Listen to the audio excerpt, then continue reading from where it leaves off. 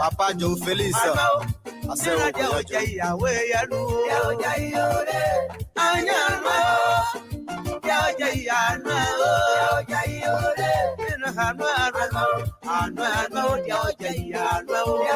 femme dynamique de Taoubli.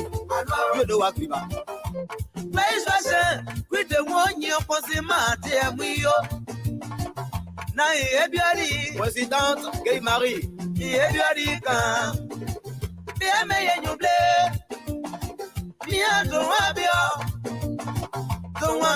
Philippe.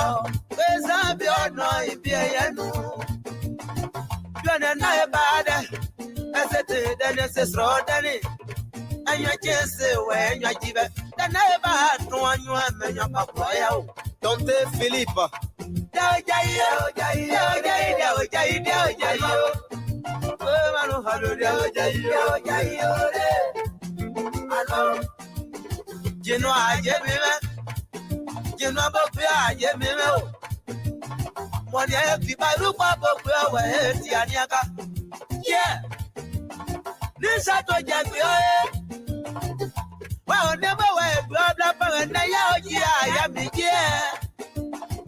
those like we are here. Playing me out here. I get me women. The way I want your way and do the move away your power. Yeah, I'm on your blood in your back. Yeah, everybody.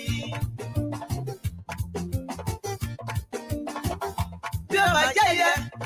But everybody, man, the chip,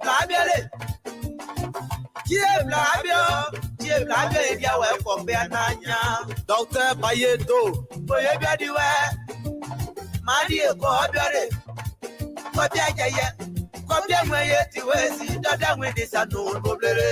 c'est à Marcel.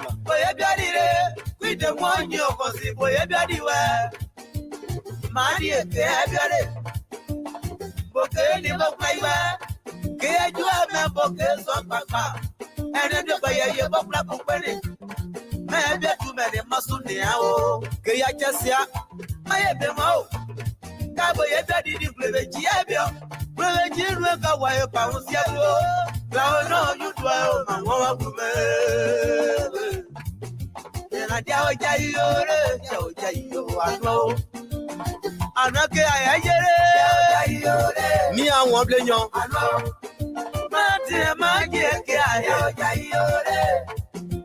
know. I'll point you. Yeah,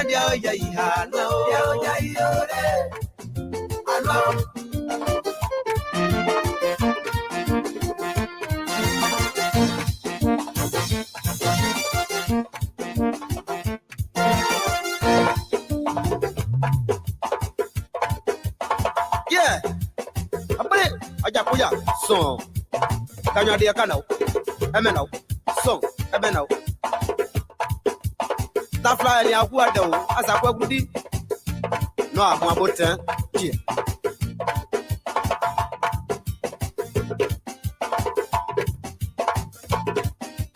Spi Laurent, Spi Antoine, Keina Paul, Paul Wallace.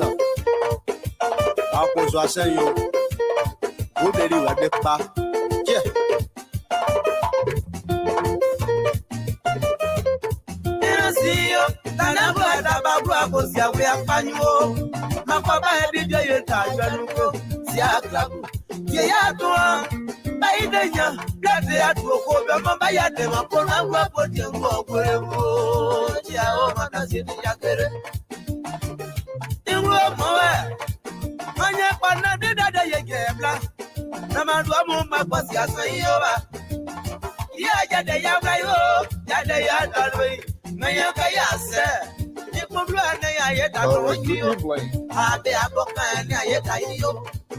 Let's hit the share button here this evening. Take you to neighboring La Côte d'Ivoire. I'm Alfonso Z and so to be like Real Public Radio and LPR TV. I want to welcome my man DJ Wale Compound. He's the president of the Proctor Development Association based in San Diego, California. That's a Hollywood. Good evening. Welcome, my dear brother and friend. Aliyu Kamara, marching on. Thank you so much. Here comes a man after you the fun time and so we can have an evening here as well. We intend to have all of our folks here. Max Ward, good evening. Welcome to Gilbert. Hopefully I'm calling it the right way. Just hit a share button and let invite someone to your company right here this evening. And let it blow our can chill in the air.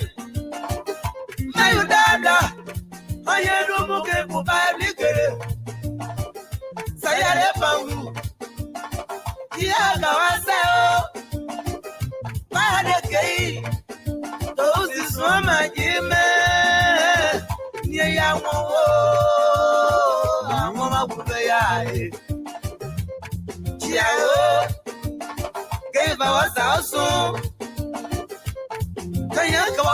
and this is all things considered right here. What are you considering from your end?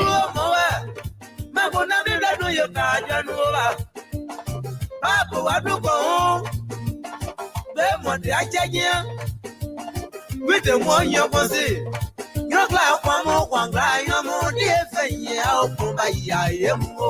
Let's join together and get it done with the people in Liberia. Our position, in position, outside position, GOL. Can they do it together? Jose, good evening. Welcome.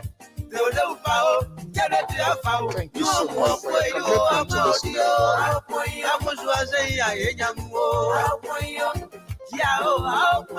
The song says, let's hold it together. Let's hold it together as Liberians, regardless of your positions, imposition, oppositions. The battle line is about the motherland, Liberia.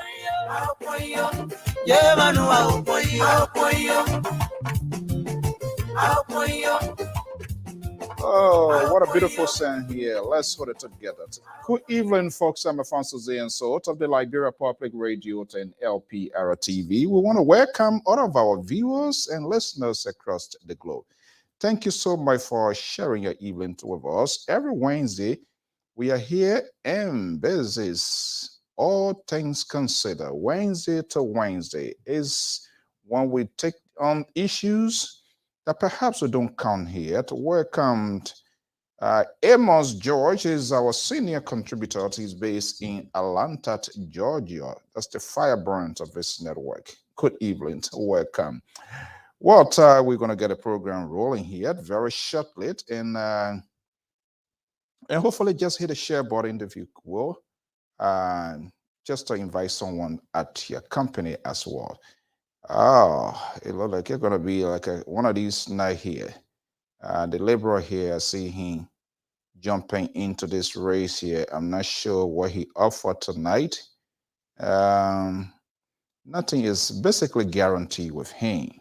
So we will see how that plays out. He's been on temporary leave for whatever time. Who knows? He's going to sneak in here tonight. And he will try to do everything possibly can, something that he's very, very good at, and try to, first of all, to see himself as the victim of the conversation we're going to be having here. And that's a unique way of he always try to appeal to the audience, like, hey, these guys, they don't like me. They don't want me to be on this network. They don't value my views. They try to sanction my views. And so I'm here for you to counterweight, a counterbalance. And those are the kind of talk he likes to put into the ears of the public so that he will seek that public sentiment. I know him. We've been been together for a while now. I know who he is, what he represents, and what he can do. But don't get me wrong, he's a good guy. But sometimes, oh Lord, he can be a pain in the neck. But let's see what happens.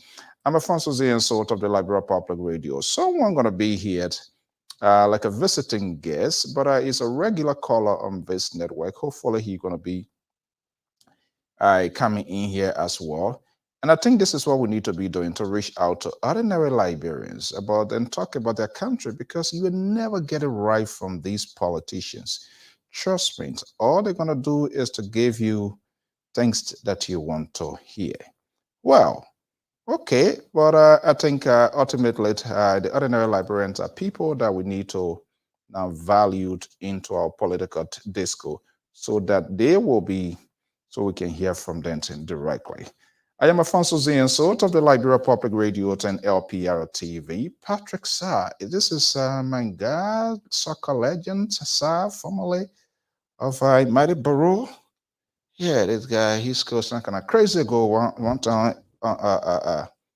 SKD there, man. It was something. Victor Morgan, good evening. Quiet Liberian guy. Okay, at least we have some quiet Liberian guy.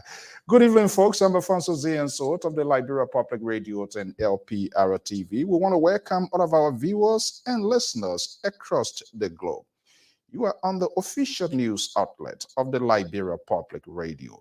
If this is the first time, we say you are wholehearted.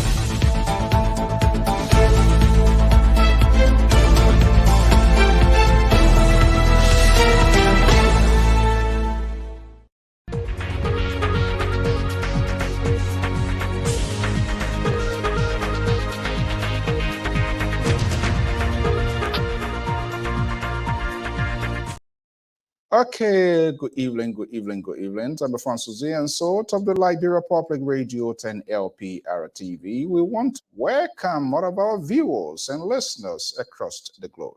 Thank you for being here. Thank you for your commitment to this network as usual. And this is why we are always here. Without you, trust me, we can't be here. I will never be here to talk by myself, and that's some sort of boring.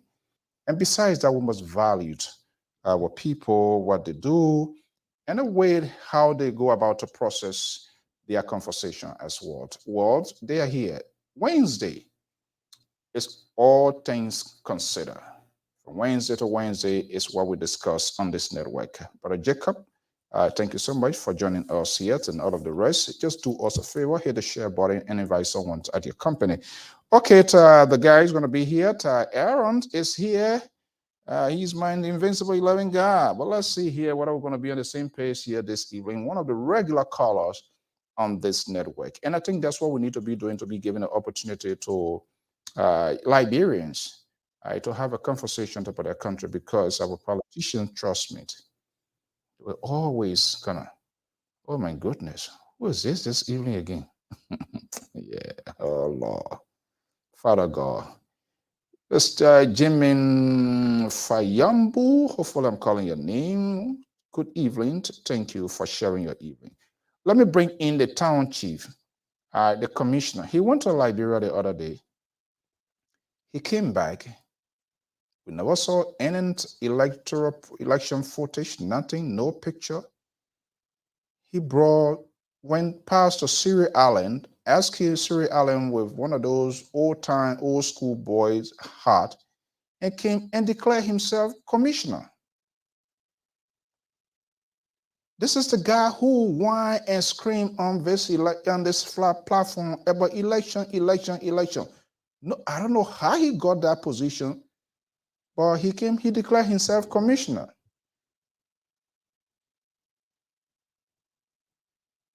I don't understand.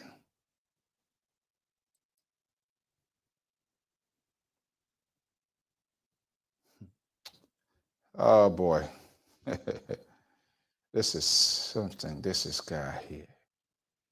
This guy here, he's one of those guys here. Let's do it this way. Okay, let me bring in Aaron. Aaron, just straighten your camera. I'm seeing you backstage, but I just want to, hey, son Jericho's guy, good evening. Welcome, Sarah. Sarah, I know it. Thank you so much for joining us. Okay, the Liberal Progressive. Let me bring in Aaron here. Aaron, what happened to your leg? My background still dark. Okay, let me go in the other room. Yeah. Okay, I'll be monitoring from the back here. You see the man said I wore my county, the one doing that. Oh my goodness. Trouble can phone never die. Okay, the Liberal Progressive. Good evening and welcome. I like your form, man. You look like a real commissioner. Good evening, Mr. Soul. Thank you King for the night. commissioner or goods commissioner? Mr. Soul, you can classify or characterize any way you want. I know my position in the community. I am right now, as we speak, I am going to go back to Town and try to run for the Parliament chief position, and hopefully I will be elected.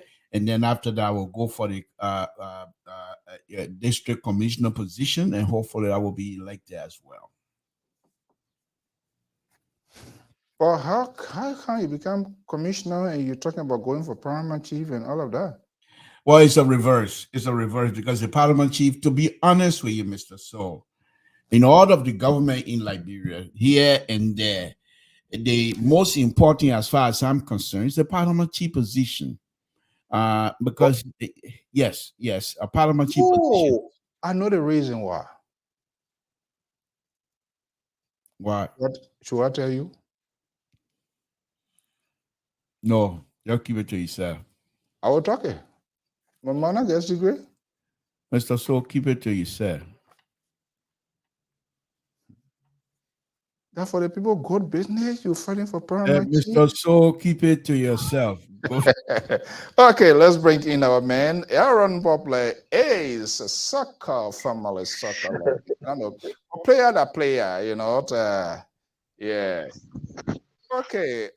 Good evening, my dear brother and friend. Welcome on Liberia. If you can just tilt his camera up a little bit so that he's okay. Well, that's fine too. Usually you have to tilt on his side, of it. Can you turn it around? Turn it 180 degree. Keep turning it. The level was okay though. Give it a watch. There we go. But now turn it towards the ceiling tile. Turn the camera towards the ceiling. There we go. Right there. That level is okay. Okay. I mean, you're not man. Why you want you want to be friendly with a man here this evening? And I know this guy is not Mr. Toran, I man. Look behind me. You see all the red behind me? Why look like coming to white, yellow? I told you. Okay, Aaron, thank you so much for joining in, and I really appreciate all of your participation. Like every other person on this network, calling in, always speaking your mind, and I think that's what we need to do. We need to encourage people to do that because it's not about my house. It's not about your house, but we are talking about a sovereign nation. All of those who have a shared responsibility, they need to form part of this. Okay, so good evening and welcome. Do not allow this guy to intimidate you because sooner or later he will say, "Oh, I know him and know him well. Watch and see." He will go for this bait.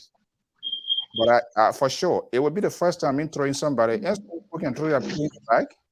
It will be the first time throwing somebody that when he tries to intimidate you here tonight. Okay, Aaron, good evening, welcome. Good evening, Mr. Soul. How you doing, Mr. Toll? Good evening, sir. Have you heard the new Mighty Barrow music that was just released recently? Mighty Barrow, we are the champion. We all will be the champion. Nobody else can be champion in the Republic of Liberia except Mighty Barrow. You know what? Wait until Patricia come, then you can tell you about Barrow on. Okay? Don't think you're going to see. He's trying to find by four French here now. What's wrong with you?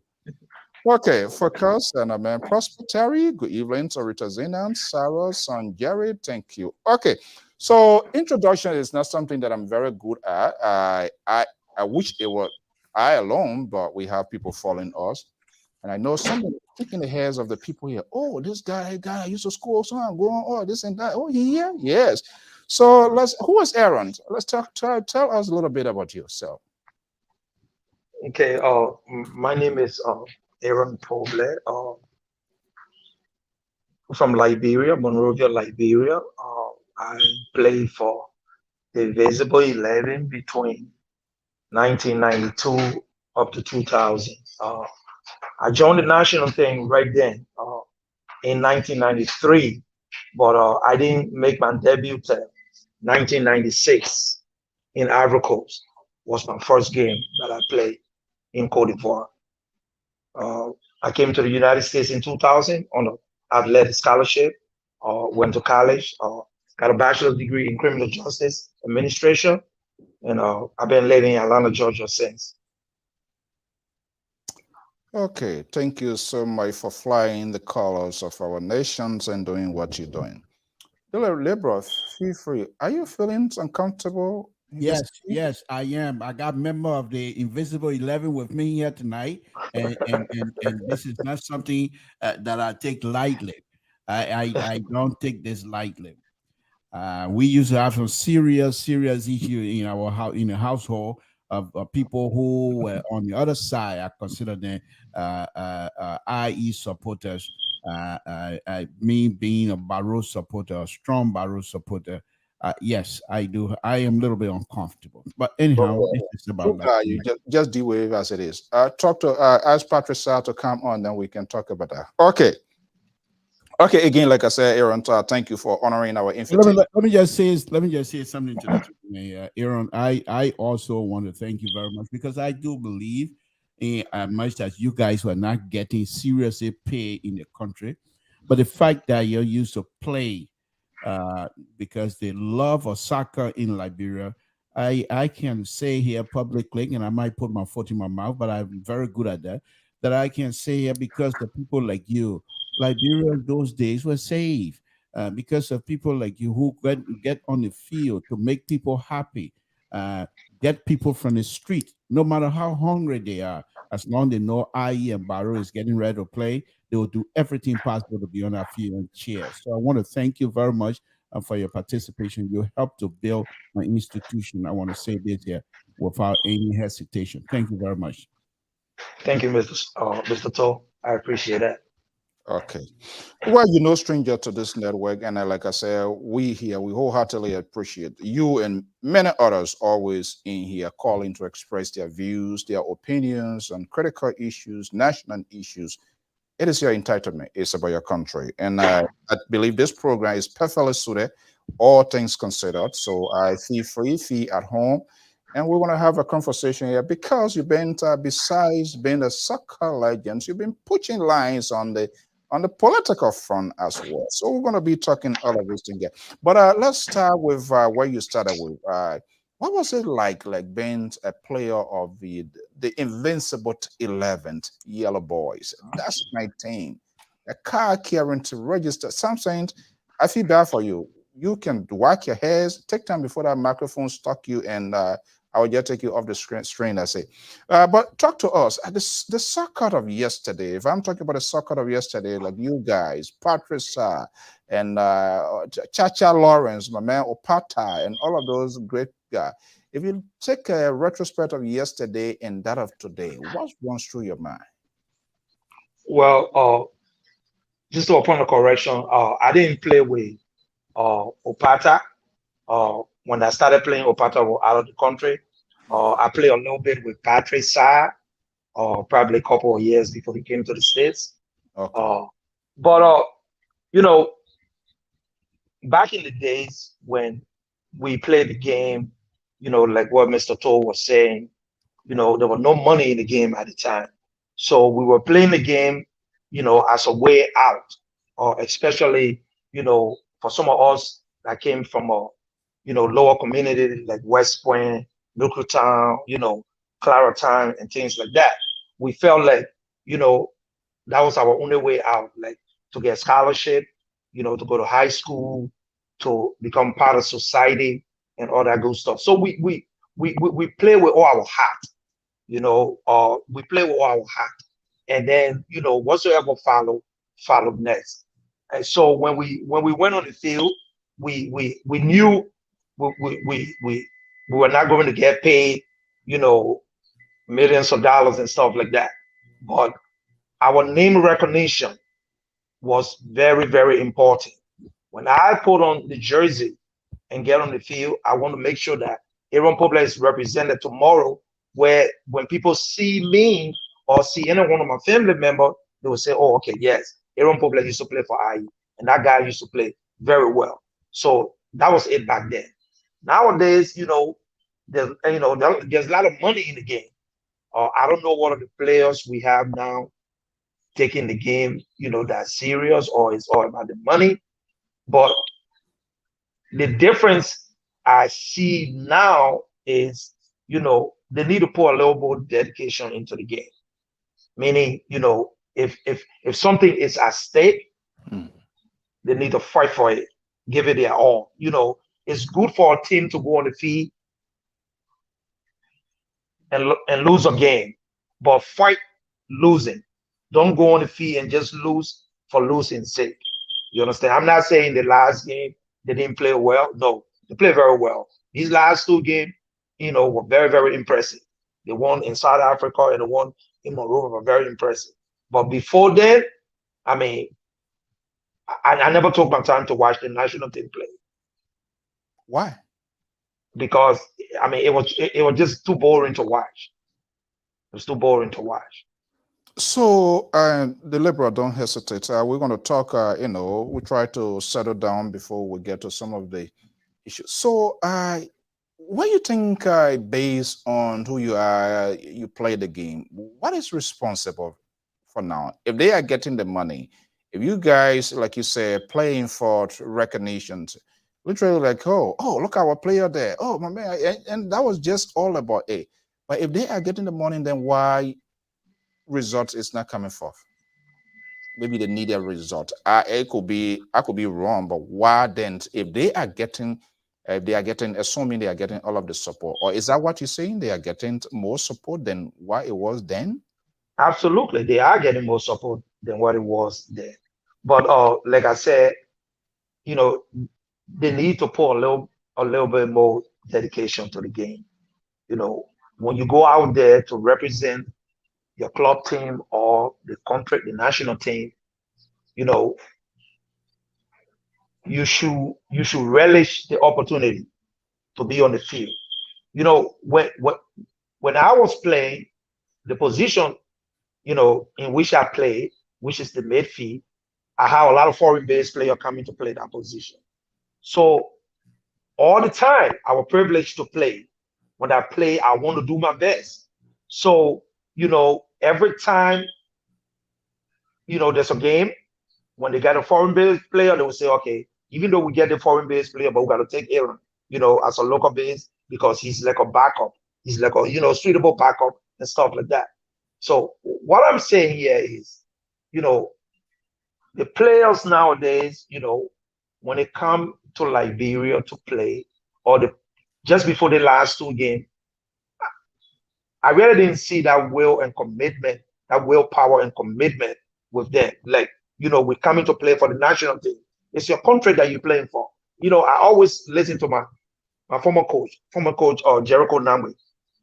Friend Jericho Namwe always used to tell me, look, Aaron, once you wear the jersey of IE, you compare yourself to PSG. PSG is a Division 1 team. IE is a Division 1 team. The only difference is they're in a developed country, and we're undeveloped country. So you gotta hit that same standards. That's what Jericho always told me. You gotta hit that same standards. Basically, you were trying to raise the bar and the motivation for the players. Absolutely. To tell you that, don't feel inferior to anybody. It can be, Mozambique, it can be, Morocco, it can be Algeria, it can be Tanzania, whatsoever it can be. Don't feel inferior to anybody. When let me tell you something. When I play against Ivory Coast, okay, the Cote d'Ivoire, you remember the Cote d'Ivoire team that won the African Cup of Nations when they had Abdullah Traore, Aka Kwame and all those guys? Right, Sekubamba. That's the team I play against. Okay, when I came in the game, I came in against second half. Okay, it was still 0-0 when I came in the game. That game ended 1-1, and it was all local based player. There was no foreign based player. Okay, we had the likes of John Mayanga. He's in Minnesota now. Yeah, Picking John. Yeah, Picking John. I mean, we all played that game. We had same fan ball for for Manu Barrow. Both of them came from Manu Barrow. Yeah. You know, we have, you know, Michael Ray is in Spain now. So, but we were willing to play. So we went out there. We didn't mind it. We gave all we could give for the country because we were bearing the national flag. And when we came back, the entire country were proud of us. They're like, wow, we are so surprised that you guys went to Ivory Coast, the local base, and drew in Cote d'Ivoire 1-1. So these are the things I'm saying. You got to be self-motivated as a soccer player or whatsoever profession you are in. You got to be self-motivated. Then before whatsoever come to motivate you will come. But if you're not self-motivated, you're just waiting for the money to come. You're just going to be doing it for the money's sake, or you're going to be doing it for whatsoever benefit sake. So let me ask you, it might sound ridiculous, and you are at liberty to plead the fifth if you don't want to answer any question yet. We are just having a conversation.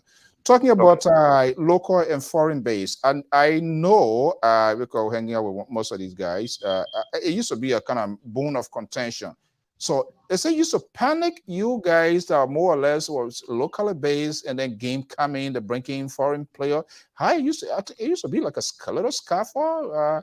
They're breaking these guys, and you know, they are advanced, they're playing, you know, professional soccer. Oh, my wing, my position is at stake. I'm not sure I'm going to be playing the wing. That's something you used to kick in the head? Well, yeah. I mean, it had a little psychological effect on the home base players and stuff like that. But can you we always challenge them. The camera so the viewer will see you. The camera, just okay, if you can. Okay, all right. Perfect. Yeah, yeah.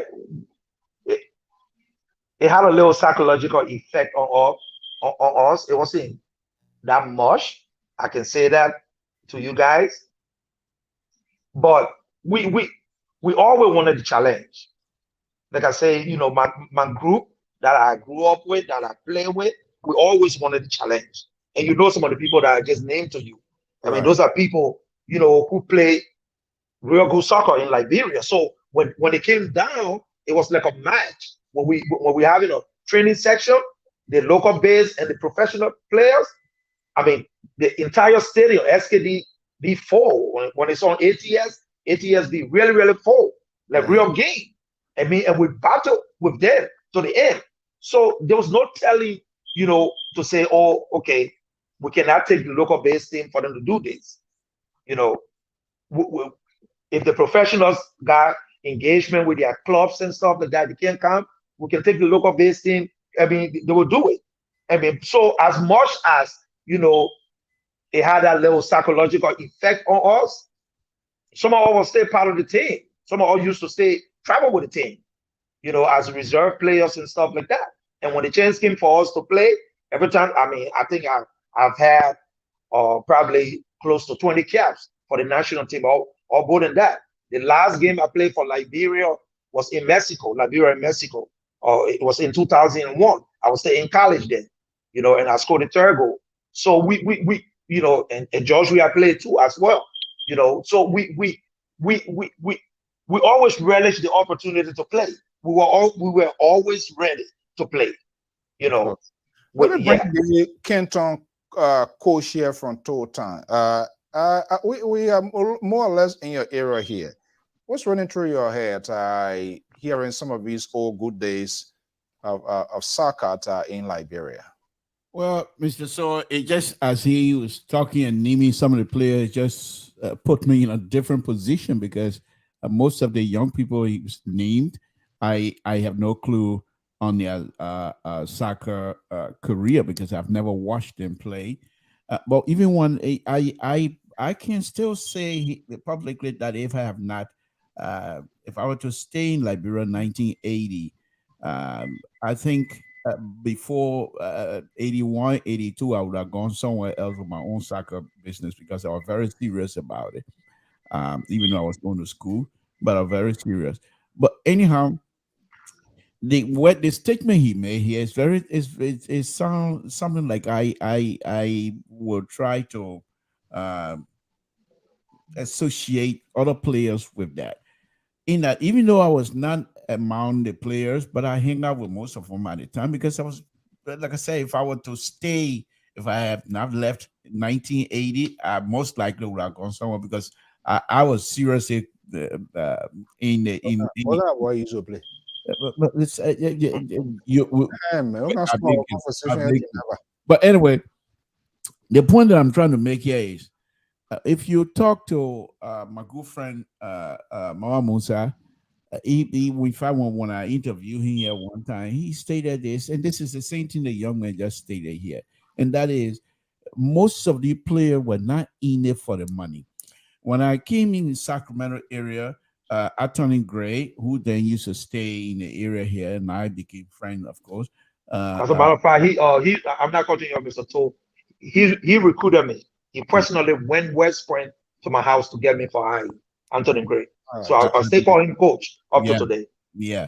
And so one of the questions that I asked him was, how is it that as young as you were at the time, and you became very good and permanent? He said, Samson, one of the things that I used to do was to practice. He said he used to carry a log, big log on his shoulder, and at the Attorney Tottenham Stadium, at the stadium itself, and climb those steps so many times, repetitionally. You know, he said that make my legs very, very strong, and as a result, I was not afraid. And so I used to hold on to the ball, but I have a driving ability as well. So when I hold on to the ball, you rush me, I will disgrace you. So many of them know about me, so they don't rush me, and that's how I'll stay on the ball and try to view the whole field and see which way the ball is going. And I also talked to Mama Musa about this guy that I remember very well. I feel forgetting his last name now, but he used to call himself Kick and Rest. The guy would kick. I know probably Aaron, you probably were very, very young at the time, but he would kick and spread his legs way up, and they allowed all kinds of things those days. But Mama Musa told me that he was so fishy that he did that to frighten people, but he has no speed. He gets dribbled very easily, and so once you pass that kick and rest nonsense, he's out of the game. So the point again, and most of the IE boys, this is where I split up with IE people now. Most of the IE boys at the time were very good friends with the owner of Roxas Cinema. So they used to go up when we all dress up and go upstairs. They used to get shoes, sneakers, good sneakers. While we were still struggling wearing Scobie Get wear a yellow t-shirt and say they used to get good sneakers, and then we'll go up there, but then they'll sit in a bar and what have you, have the conversation and things like that. But I think many of the players at the time, when they get on that field, people like Kofi Bruce, when they get on that field, Mama Musa, when they get on that field, they take it serious. And they either if they're representing the club or the country, nothing comes between them. They are so serious that if you were to watch them very closely, you would know that they're taking this thing very, and it's just like that. But I'm not too sure what is happening now. Now, the young people that are playing, when you watch them play, they don't even try to control ball and try to be brave to keep the ball a little bit until somebody is open.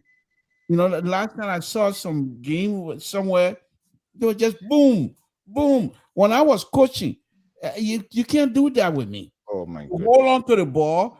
If I tell the players, what is the worst possible thing that will happen to you? You die. That's it. Hold on to the ball. Let the person kick you. I don't care. You protect the ball until the person you that are going to be free call you, and the person is in a position. You pass the ball, but you don't just keep boom, boom. Where is the ball going? Nowhere. So those kinds of stuff. But I really admire. I hope that the young people nowadays will try to take this thing to the next level. So we will transition with the conversation here very shortly, but let's take a retrospect on some of our, I know, those are things that you enjoyed those days. So we must also put in time yet, and because sport unifies people in a lot of things. What was your most memorable game, errant on the field? And I want to divide that into two. I want to take you to our own Invincible 11. I don't care if Samson feelings doesn't really matter in the conversation here this evening. And then the national soccer squad. Let's start from home front. What was the most game that captured your imagination? That yes, this game here, for whatever I don't care. I get in my 90s, I will forever remember this game. Is there any specific game on top of your head you can remember? Yeah. We played Barrow. I can remember. And before the game that day, when we got to the camp, some of the senior players were striking and stuff like that. At that time, Papi Smoke, the younger brother to Sam Smoke, was still Yeah. playing.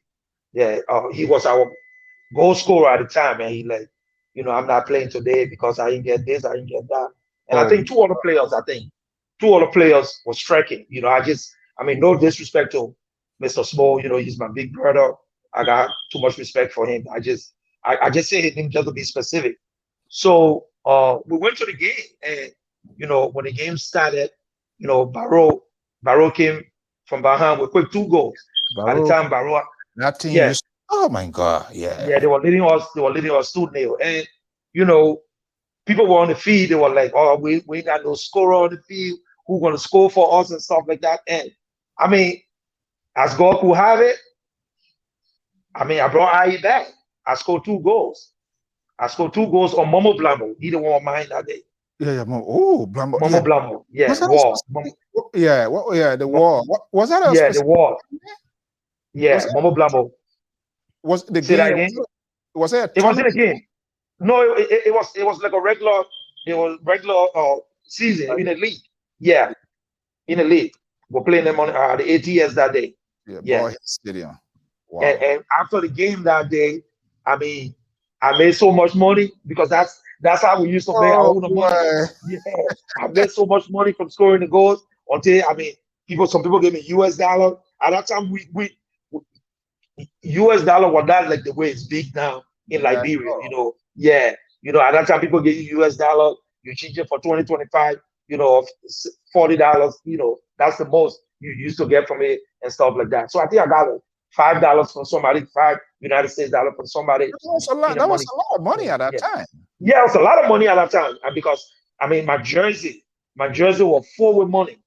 Oh man. Leading ATS. Yeah, and we used to dress right at PHP. You guys know right at Yeah, PHP? Yeah, yeah, we used to I dress. know how you dressing area there. I know Yeah, that. yeah. And not to mention, So when you even after the game, you still live with that. When you enter the CU player, man, you get a call, getting across yeah, for the yeah. phone and all of that. That Ooh, whole week I was I laying hate like in to a room. spoil your kumbaya IE stuff here a little bit. Let's try to get out of IE and go put on the national level because not everybody that are watching are fan of IE without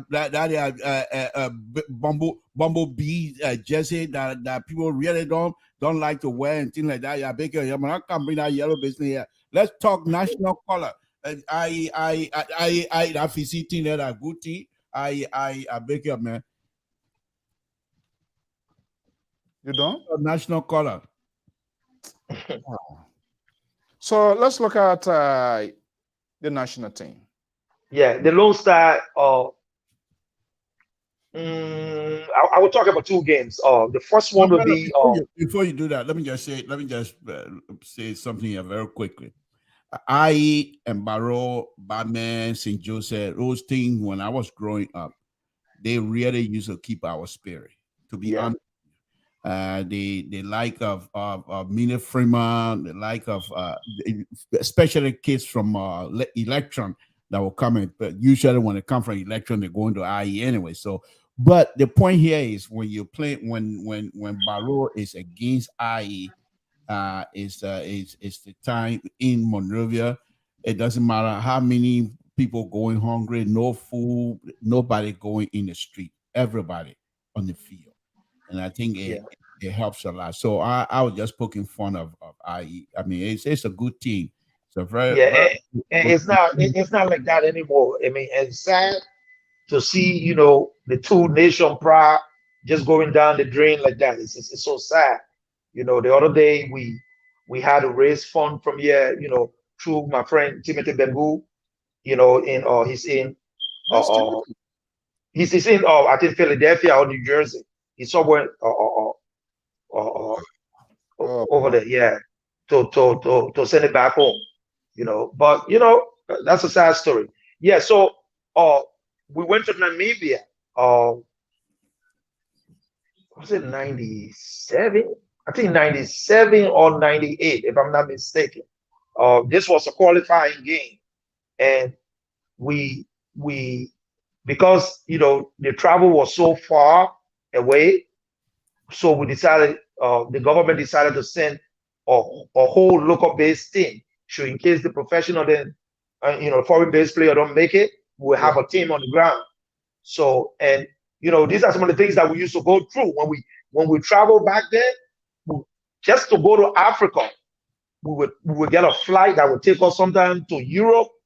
Yeah, we are taking a flight from Ghana to England, Heathrow Airport, then before coming back to Tunisia. I mean, the team not supposed to be traveling like that. The team, when a team going somewhere, they should go in a flight where they go straight to where they're going, the destination, so they can have enough time to adjust.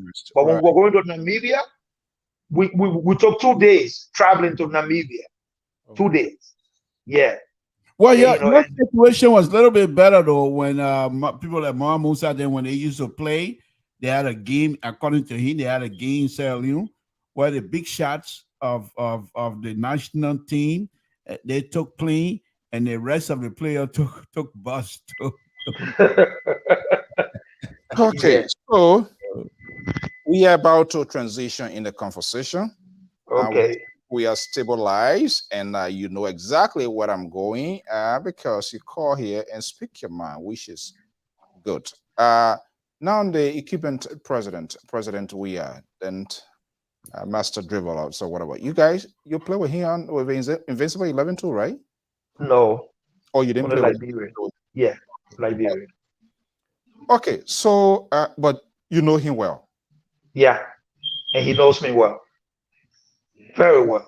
So that to the point where when he see me, he will say my name, Aaron Problem. Aaron Problem. Yeah. So we're going to talk politics, and you are at liberty to plead the fifth, shoot in case, and you all things considered, you can also bring in your talking point. When the president decided to contest for the higher office of the land, knowing who he is, knowing him, play together, and all of that, what was the first instinct? Well, I didn't know President Weah was transitioning to politics at the time. Like I said, the last time we spoke was the last game we played against Tanzania. I think it was around September in 1999. And I told him I had gotten my scholarship to come to the States. I told him that. So I told him I would be leaving next spring to go to college and stuff like that. He said, "Oh, congratulations," and stuff like that. So, when I heard the news that he was running, I mean, it was a shocking news to a lot of us who play soccer with him and stuff like that. Why? So, I mean, but like I said, God didn't put us on earth to just do one thing. There's a lot of people transition from one profession to another profession. You understand what I'm saying? So, I mean, it's a man's desire to do whatsoever he wants to do. Once he's capable, he knows he's capable of doing it. So, what was that shock about? You guys didn't, or let me say, let me not put other people here because I'm talking. You didn't see that coming. It wasn't. Yeah, well, yeah, absolutely. All the time I travel with him. All the time he came down to Liberia and we were on camp. We practiced together. He never mentioned that. He never mentioned that. Not to me, not in a group when he's talking to us. I mean, so I'm just saying, I mean, it might have been a calling from God to say, okay, he had a dream and say, this is your next path in life and stuff like that. Because mind you, Dan, this was a man who came from nowhere and conquered the entire world in soccer in Europe. The first black man to do that. In 1995, this man won every prestigious award that a soccer player can win in the whole Europe. Everything. everything from the best player down to the European, everything. He won everything. I think it was like 5 or 6 different accolades he won that particular year. So, I mean, there are times in life where you say, okay, I'm tired of doing what I'm doing now. Let me think about another profession. Let me pray to God about it. Let me ask God. That's not what he told me, but I'm just saying maybe that's what happened. Something But that's this is not something that we saw coming. It wasn't something anybody saw coming. Achimo, I mean Achimo Frederick. I say I served the Liberian national. I served Liberia by playing on the national team. I don't know which name because I try to Achimo. Achimo Yeah. Frederick. I'm trying. Frederick. I wonder what kind of name because it had different name. Okay, well, if that was the case, and Frederick, thank you for serving the country. So then, the president, now president, former soccer legend, took the decision. He was shocked. And what next? I mean, when he was senator, I can't remember the year. He came to the United States. He came to speak to the Black Congressional Caucus, I think, if I'm not mistaken. I think he And traveled. Yeah. yeah, he traveled to the United States. At the time, no, he wasn't senator at that time. He was Senate Bureau at the time. This was going into the first election, I think 2005, if I'm Right. not mistaken. I was on my way from work. And I saw the call. It was a New York number, 347. So I decided to answer in my car. I'm gonna answer the call. The person, there's a way, there's a slang we got, we used to call, it's a flowers award. That how there was a coach, they call Coach Pumping, who used to be with us. Yeah, I don't know where he got that flowers award from. So, that's the word he used. When he called, he like, hello? I like, hello, who is this? He said, it's a flowers award. So I'm like, I mean, we a lot of national team players. So, it got to be one of the national team players who said it. So I said, who is this? So when he said it, I responded. Then he said, Mr. Public. That's who is this? He said, oh, that me, Mane. So I said, oh, we used to call him Big Papa. That's the nickname we have for him. So I said, oh, Big Papa, how you doing? He said, good and stuff like that. He said, oh, I'm visiting in the United States and stuff like that. How you doing? And we just, we just chop it up like no normal things and stuff like that. I told him I have, I was out of college. I'm working. This is what I'm doing. X, Y, Z. He said, "Oh yeah, congratulations, thank you. That's good and stuff like that." That was it. There was nothing towards or a political career or anything we talk about. That was it. So, Big Papa, how that name came about? Why are you guys? Well, well, the name Big Papa. Even when you see Pick and John, you will call it because you know George did a lot of things for the national team during his days, during my days there.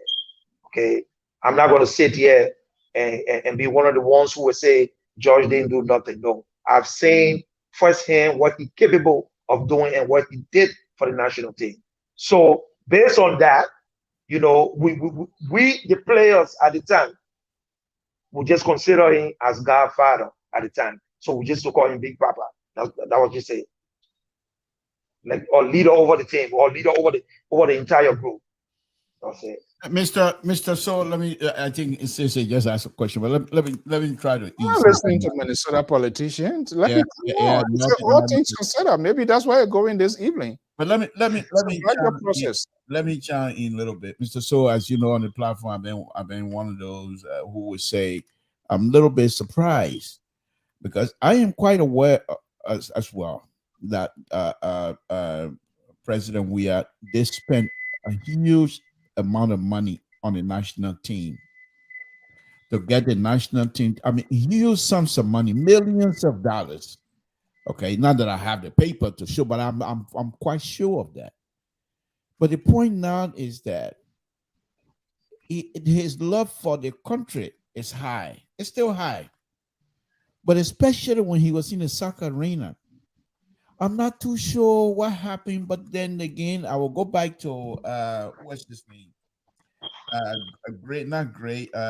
Josiah Johnson made a statement one time when the 2005 election was about ready to happen, and they wanted to know why can't he sit aside? He's still young, and Josiah Johnson simply told them, he said, and I'm just paraphrasing that.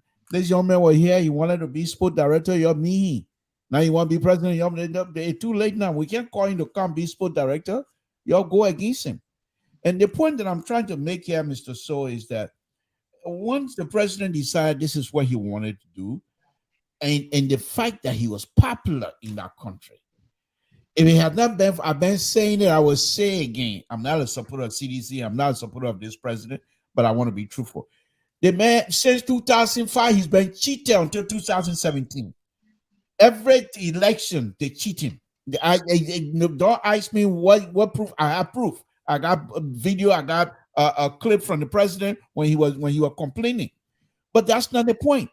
My concern, my disappointment, not disappointment, but my regret is that the president, having had that kind of feeling for the country when it comes to soccer, knowing how important soccer is to him, and yet still, when he became president, the national team did not take the higher ground on his watch.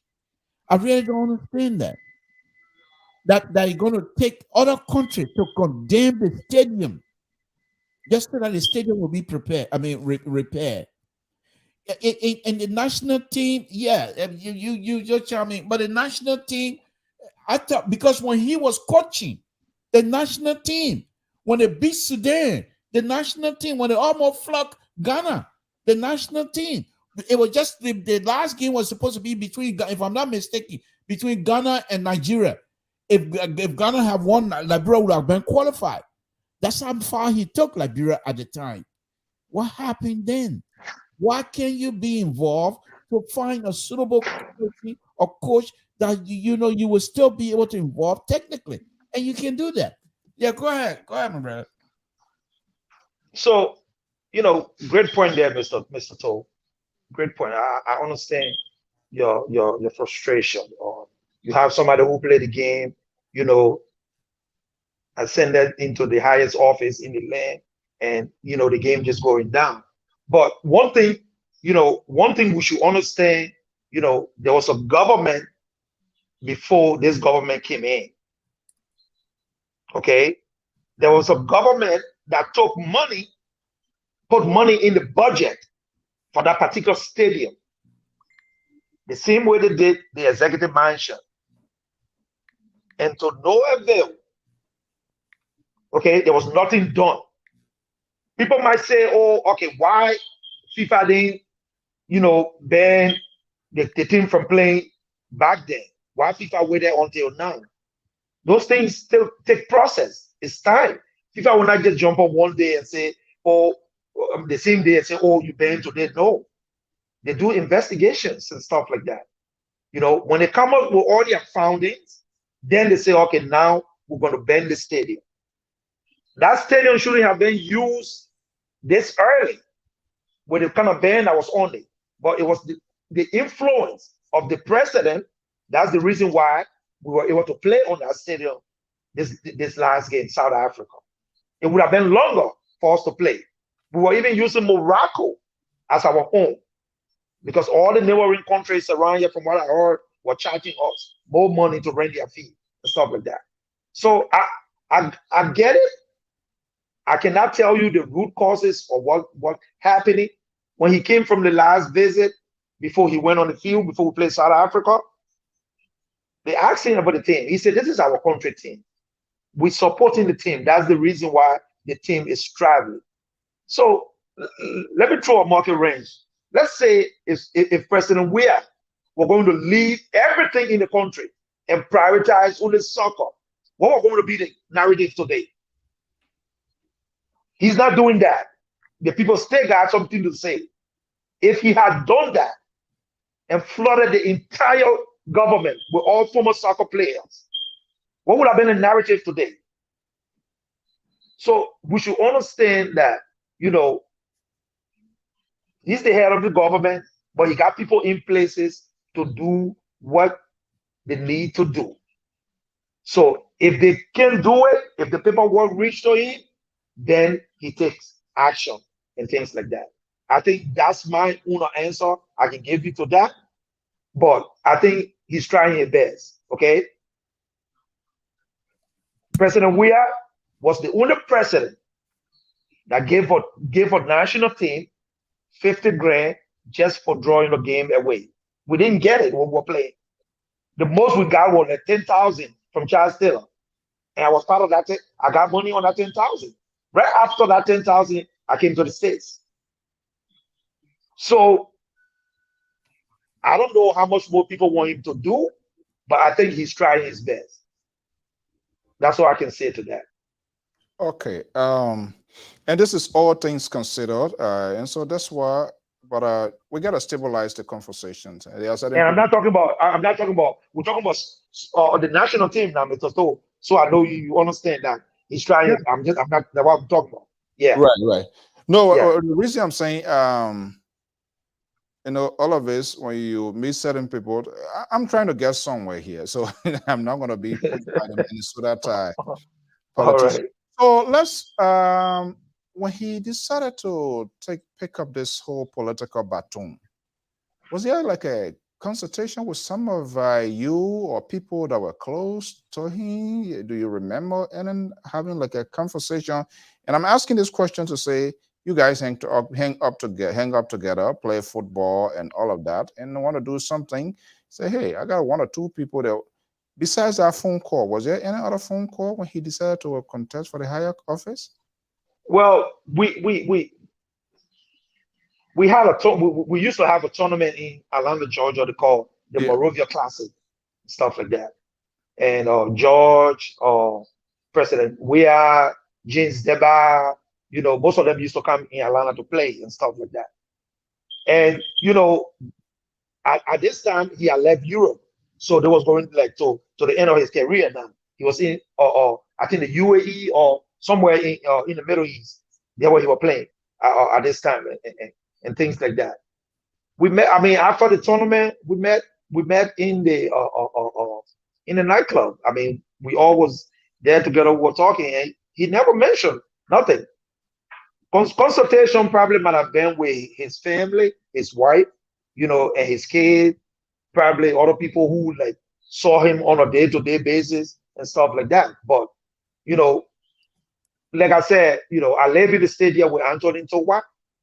I think you know who Anthony Togba is. I live in the stadium with I live in the stadium with Louis Creighton as well. I don't think George told any one of these guys that this is what he was going to do. I don't think so. But I think he consulted his family. Huh? Why you think was responsible for that? I don't know. So yeah, I don't know. I mean, I cannot go in the man have to. I don't know. But I mean, when we heard the news, we were shocked.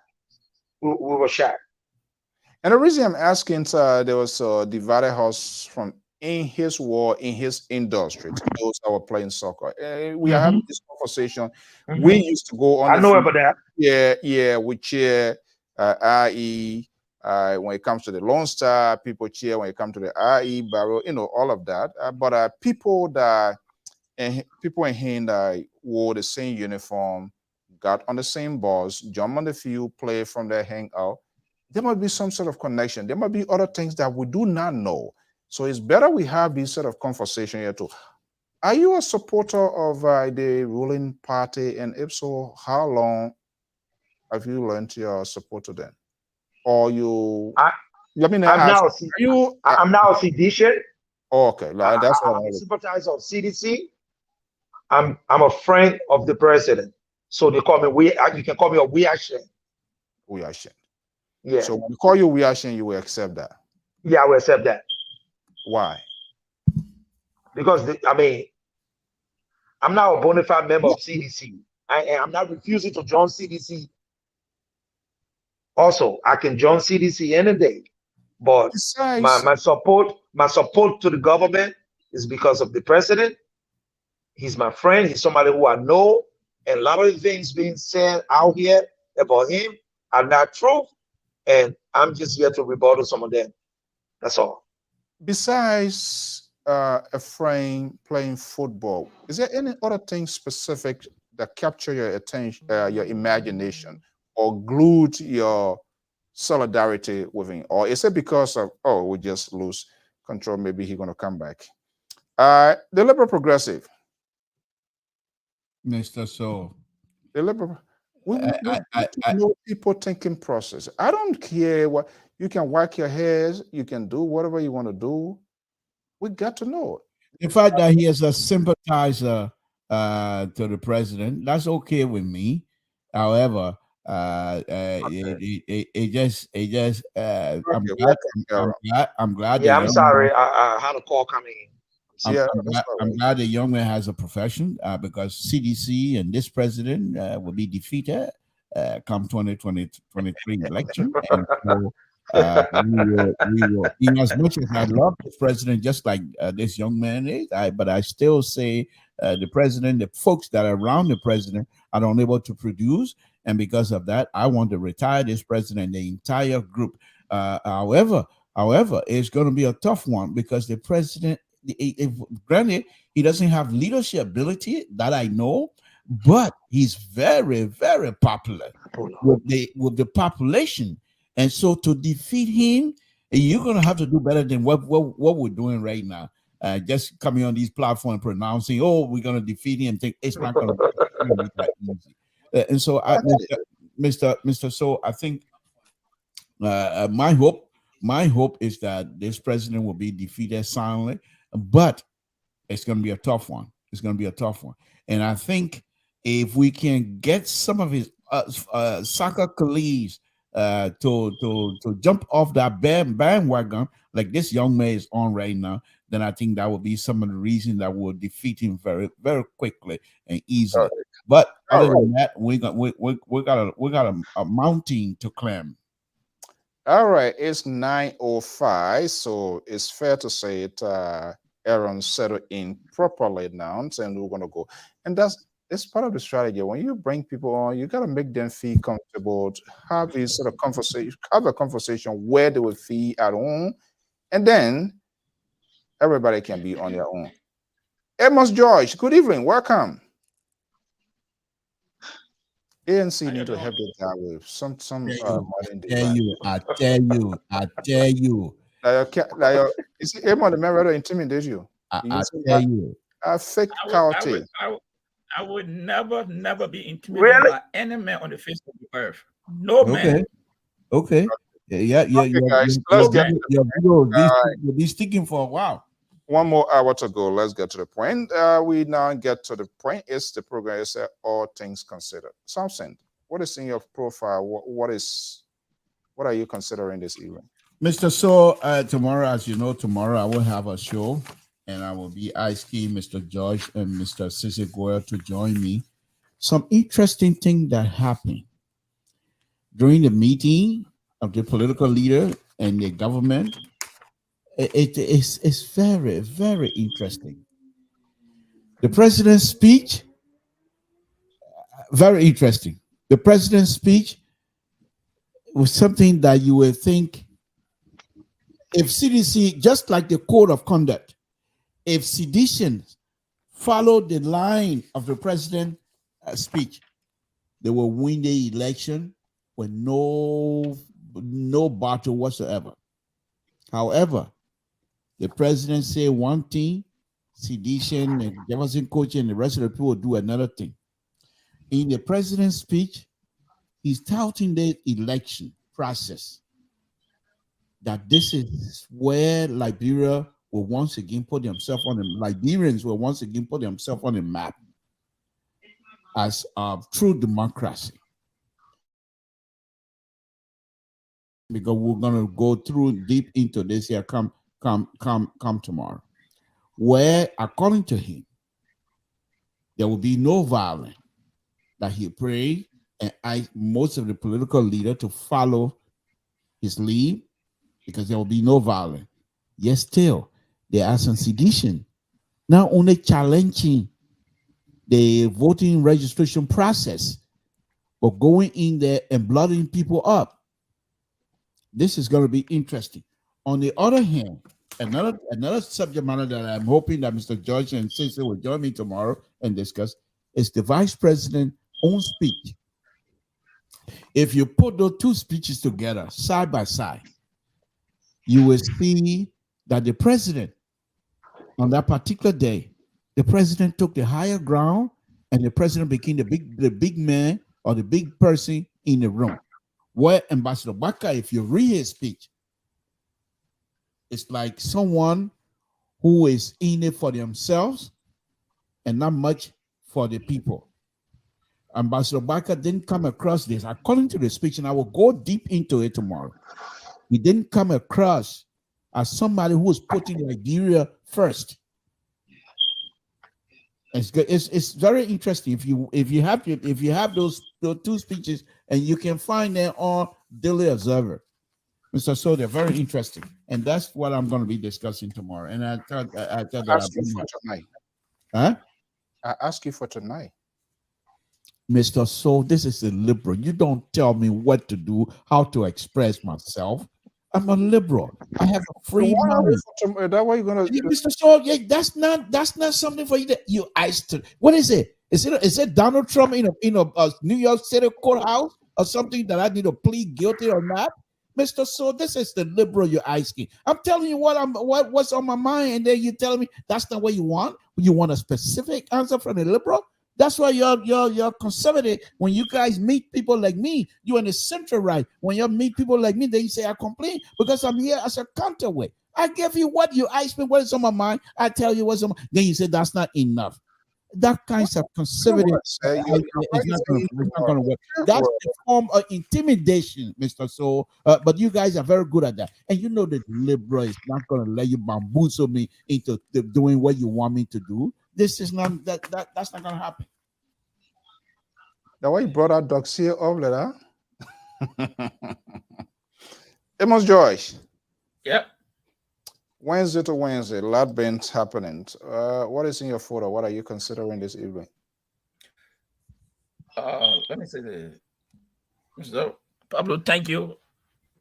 When it comes to football, you play for my team. I am or are you? Oh, why Mr. So would do this here? Jesus. Why? How can we not have a balanced show tonight? You have three people from the yellow machine, the yellow boys, and you have me alone. This is sunshine. Jesus Christ. Okay. Yeah. The greatest player in my life from the national team to IA is Saba Yansia, the Rock of the Brata, the Great Wall of China. Saba Maya. You know something though. You know Saba Maya. Saba Yansia. I know him real well. Yeah. Okay. I admire him as well. Yeah. But he can be the gate, and still Barrow have flocked them. I flocked IE when he was the gate. So it's not like we haven't passed. The man name was the Rock of the Brata, the Great Wall of China. The late Herbert Grisby. That was his name. Yeah, but okay. I'm just telling you. But anyway, he has been in the team before, and people like Kofi Bruce have gone past him and scored before. Look, Kofi Bruce. Can we? People like Waka Heron have gone through him before and scored. So please don't think that we don't. Okay, know we'll talk that one later on. Well, it seems also it's very problematic. The person go and give that speech something to say this and that, but at the same time, yes, Simeon Taylor then were in Kidman beating people, demanding to turn over the number of people who are registered in that district. That undermined the very thing the President Jack Gadru is speaking about. Simeon Taylor, the video there, blooded the person, demanding the election worker to give them the number of people that have registered. For what? See me tell the video all there. Live. And then that's a CDC group. Then the person goes, say, oh, there will be a peaceful election. I can guarantee no. We see it already. From his camp, not from the opposition camp, from his camp. So the second thing is, they said if anybody wants to run for office, minister or director, they should resign 1 year to the election. I think last week or last month the president issued a letter. We all might think 6 months, 7 months of election.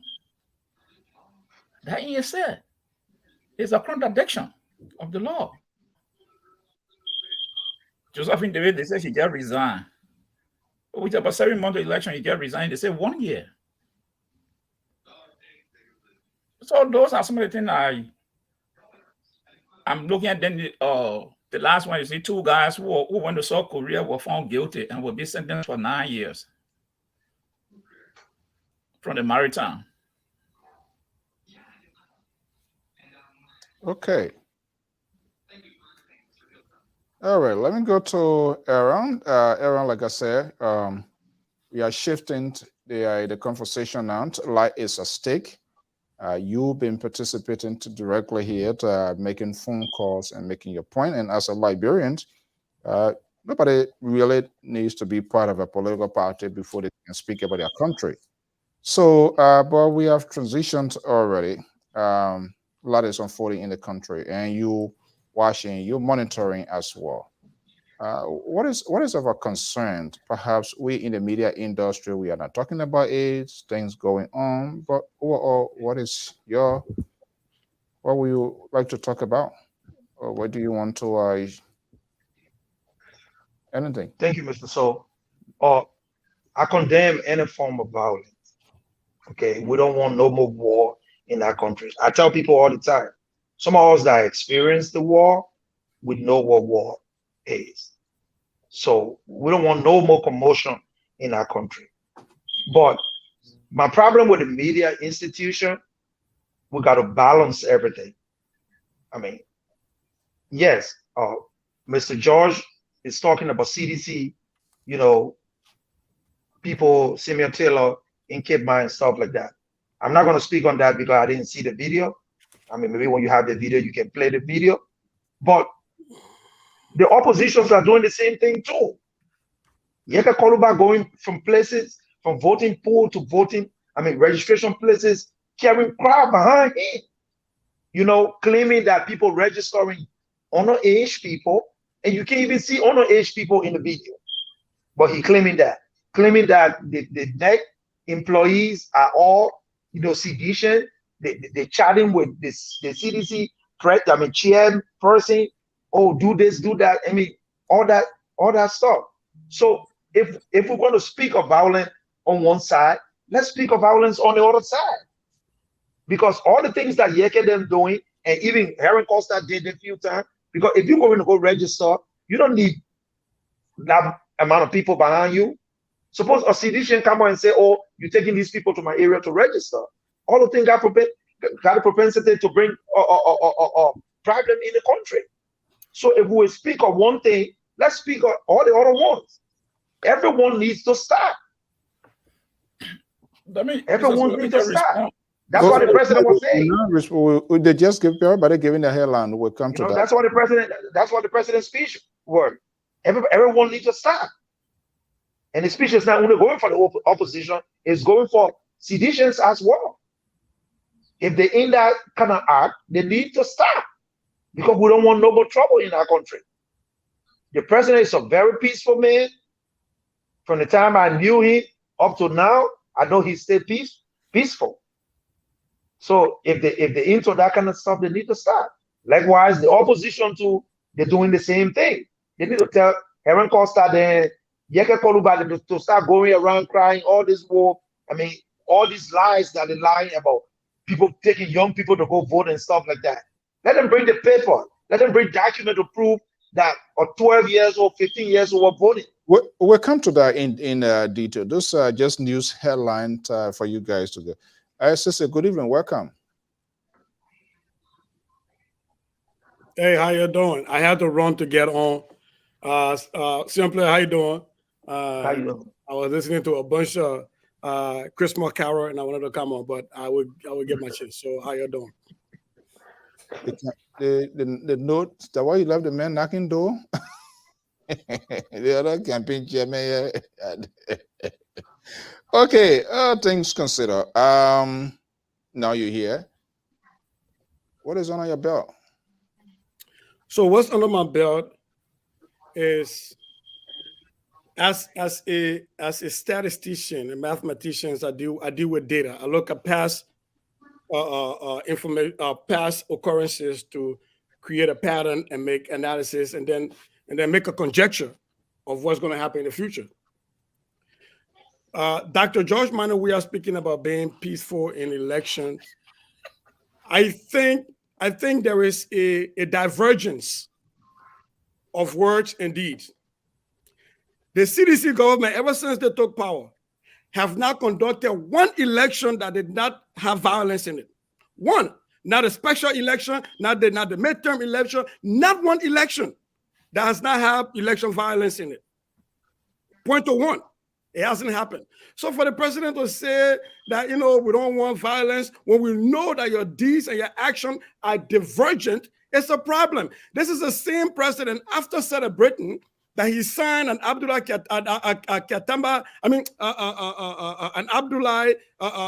free speech stuff where he decriminalized free speech. We stand up and say anybody calls me, they will not walk in the streets of Monrovia. Yet that is supposed to be peaceful. This is the same president that sat down and clapped for a certain lawmaker, Solomon George, that said they should make him police director, and he threatened violence against opposition politicians. And the president smiled and clapped. Still has not gone against that to even ask that man to retract that. This is the same man that still promote a Jefferson Koji that said we'll meet people in blood and tears in the streets of Monrovia. So y'all spare me that thing. I know George Weah has not ever himself been violent, but sometimes your surrounding, the people you surround yourself with, sometimes we start looking at birds of the same feathers flocking together. So for me, spare me the words. President Weah can speak all he wants to speak right now about peaceful election. There is yet stuff to be seen. So yes, I do believe personally George Weah is a peaceful man. Yes, as a matter of fact, the question about who was my all-time soccer player from Lone Star to IE is George Minor Weah, number 14. Nobody can ever take that from him because he brought smiles to my face as a fan of IE and as a fan of Lone Star. But let's be fair, man. You cannot have multiple elections with violence and then still say, "Oh, we're still peaceful." We have to stop tying this thing around the neck of other seditions. At some point in time, the buck stops at the desk of the president.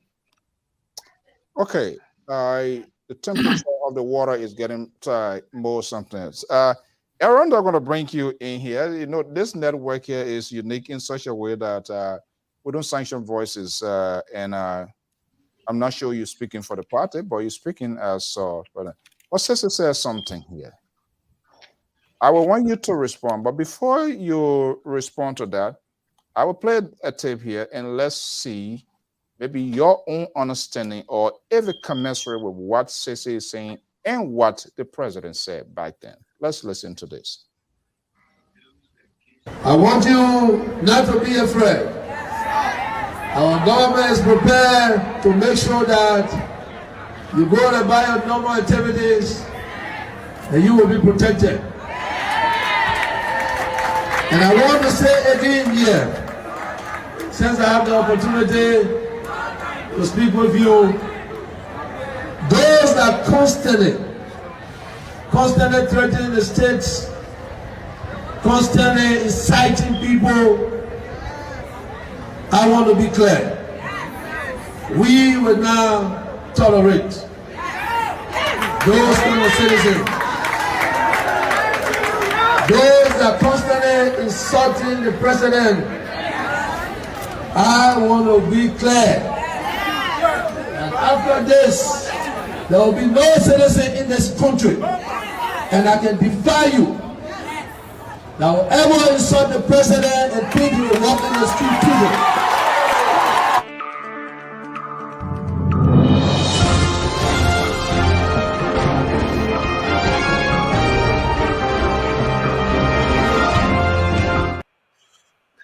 This is LPR. Another Francis Zin. So, holding politicians of their own word.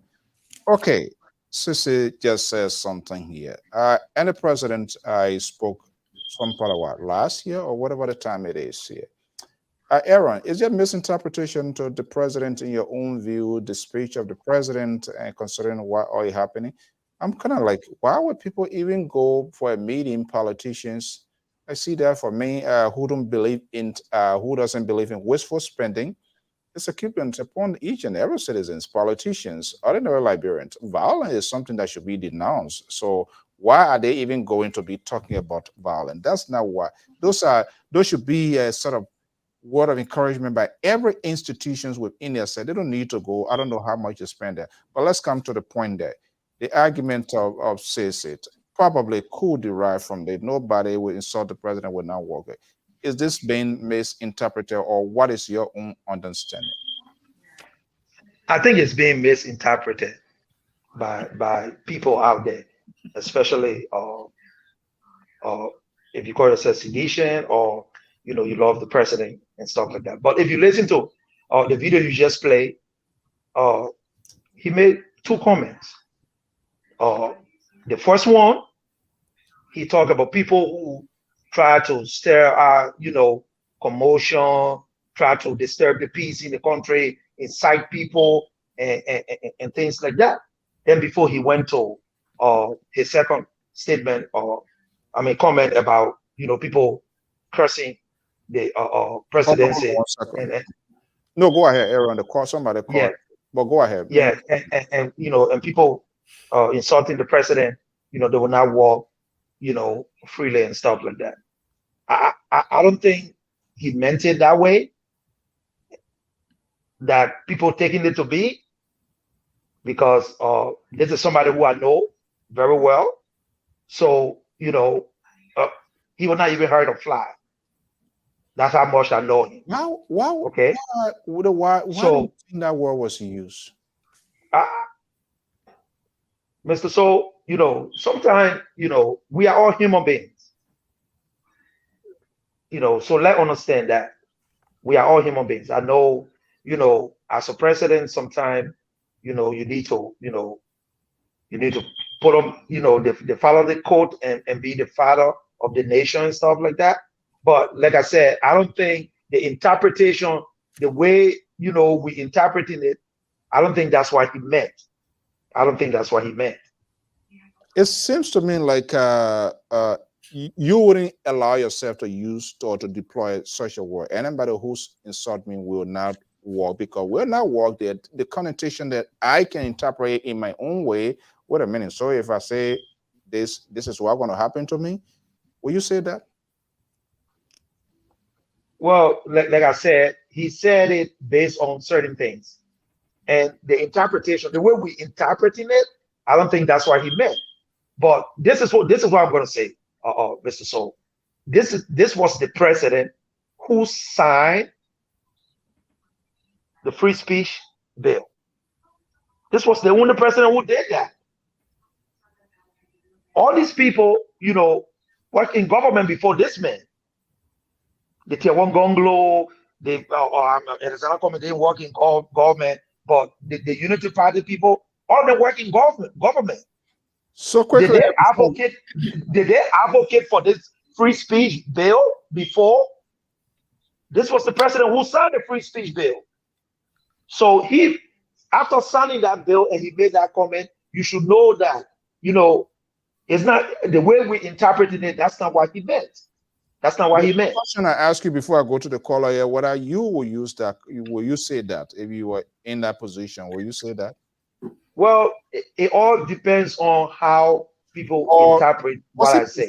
Was he provoked, you think, and put out that presidential government and maybe get in his ordinary human person? Was he provoked that, hey, I got to show some strength or push back here? But hold on 1 second while you think about that. That's what we do here. Let me go to this caller. Caller, good evening. What's your name and where are you calling from? Good evening, Mr. So. This is Elvis calling from Minnesota. Elvis, welcome. Thank you. Quickly, the reason I even called is because of the exact thing. And I thought the senior player were going to answer the question well. But let me help him small. I speak fluent Guyanese, you know. So when the president talk, I understand exactly what he's saying. So let me interpret what he said, what he's trying to say there. You know, the president is the father of the nation.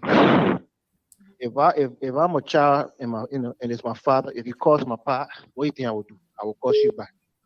So if the president is saying that these people will not walk freely, if you think you can harass the president, you'll be left to your own devices to roam around the street of Monrovia in peace. No way. People who are sympathetic. Hold on one second. And you walk freely in your mind with sleep at night. If she's living, we will insult her back. You know, camaraderie law, eye for an eye. This CDC is not a party of marshmallows, soft people. No, we're a party of men, people who stand up for what they believe in. So the president is not a pushover, and we who support him, we're not going to be pushovers. So if people like Yenga Koluba can show invectives and show insults, they will receive in kind. So for me, I think what the president was telling you there, he's not going to be the one to cost your mind. He's not going to be the one to cost your power. But those institutions who support him will react in kind. So that's what the president meant. He's not calling for violence. He didn't say the state police will come and harass you, or people come to your house, to your house at night to kidnap you and kill you on the beach or anything like that. But he's saying you're not walk freely. Walk freely don't mean that anybody will kill you or will attack you, but verbally we will attack you back. So I think that's what the president meant. I want to make that clear. Mr. So, we shouldn't be around the bush. Let's go straight to the point. Okay. Mr. So. Yeah, 1 second. I can deliberate. The next person, go ahead quickly, so I'll go back to the panelists. How you doing, Mr. So? Good evening. My big player, Problem. Yes, how you doing, sir? I'm fine. Long time though. Hey, like probably the phone, blame Zara Wilson when they denied George Weah being FA president. If they had given FA president to George Weah when the time he needed it, maybe I'm not going to have any of this type of issue. When George Weah was about to retire, that's what he wanted to do. He wanted to go to the FA to help soccer, but people brought politics and the man or not, your professional president, he was part of because he had this dude running it, so that was his club thing. And they brought politics into that one and say he was not able successful to contest in that election. And so, in the sense that when we talk about George Weah being violent, is this service. The way they can insult George Weah, if George Weah was a type of violent person or dictator, how many people will be in jail? Or how many people will be beaten badly? Just Joe, and coach trying to do message Joe said, Lady Allison to Eddie campus there. And that's a history. Eddie, when Henry Castro tried to set up with him, how many times he went to jail? And folks never made a comparison that George Weah is violent or George Weah do. If George Weah wanted to be violent, George Weah didn't have to say it. He can decode it and you'll see what will happen to people. The Yeke or all of that's anybody, because he don't get that nature. He don't have a violence in his blood. Suppose you should stop associating with violence or thinking he's a violent person, because you ever saw when CDC was cheated twice. People wanted to say, he just say, no, we'll move. But he calls everybody, say, if you want to do violence, you don't want to be part of that. All right. Twice when he was cheated. Yeah, so I beg you. But you know what, that's a show, and you'll get a lot of topics to discuss. It's fine. Thank you for taking my call. Okay. Thank you so much. All right. Say, I don't want to carry the cow here. Can I be the one to really cut the cow that Aaron Public then walking around trying to cut? Hold on. Let's try. Let's do it piece by piece, please. Don't just cut it. When you cut it, then cut it and divide it and get in the hair and throw the other. I would take one of the legs. Let's do it piece by piece. Mr. So, let me just say this here. I think the speech that was delivered by the president during the signing ceremony, this is where Mr. Joshua said rubber meet the road. Just listening to the caller, the first caller, not the second one, but the second one is also in line. But let me read something to here very quickly from the president's speech. He said, let me pinpoint the need for all of us, political leaders, and our political parties, supporters, and the electorate in general, to also uphold the pledge to prevent violence against women in election and treat our women with civility and with respect. Even though he said women here, but if they support us, that's somewhere 12 right in there. we Guys, don't can know we that go one. one at a time, please? But if the president will say these kinds of stuff, and you have the supporters are refusing, publicly refusing to accept what the president is saying, then who's running the party? That's the question, Mr. So go ahead, Sissy. Sister, you want to know what you said, and then I'll bring in George, and then Aaron will come in. So I like that senior player walk around this thing and try to make it look like we're reading the Bible verse, where every pastor got a different interpretation of the Bible verse. But this was not the Bible. And my brother Abes, you try, man.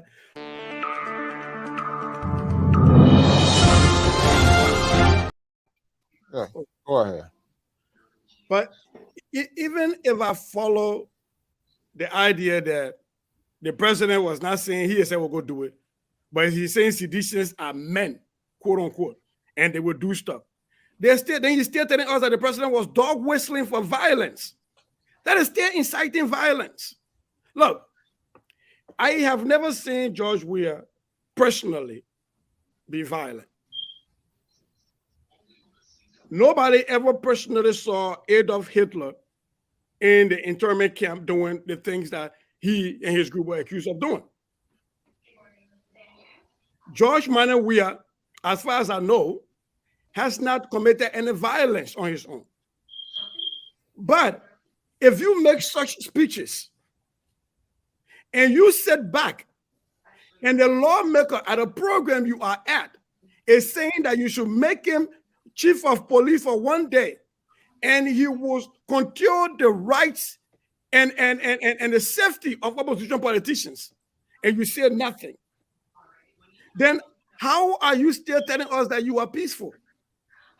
So this thing about Yaka Koroba cussing and George Weah and the man only human being, you grow a pair when you become leader of the nation. You all forgot when CDC support cool water in painting and drag it around in front of Madam Erin Johnson Sirleaf? You all forgot that?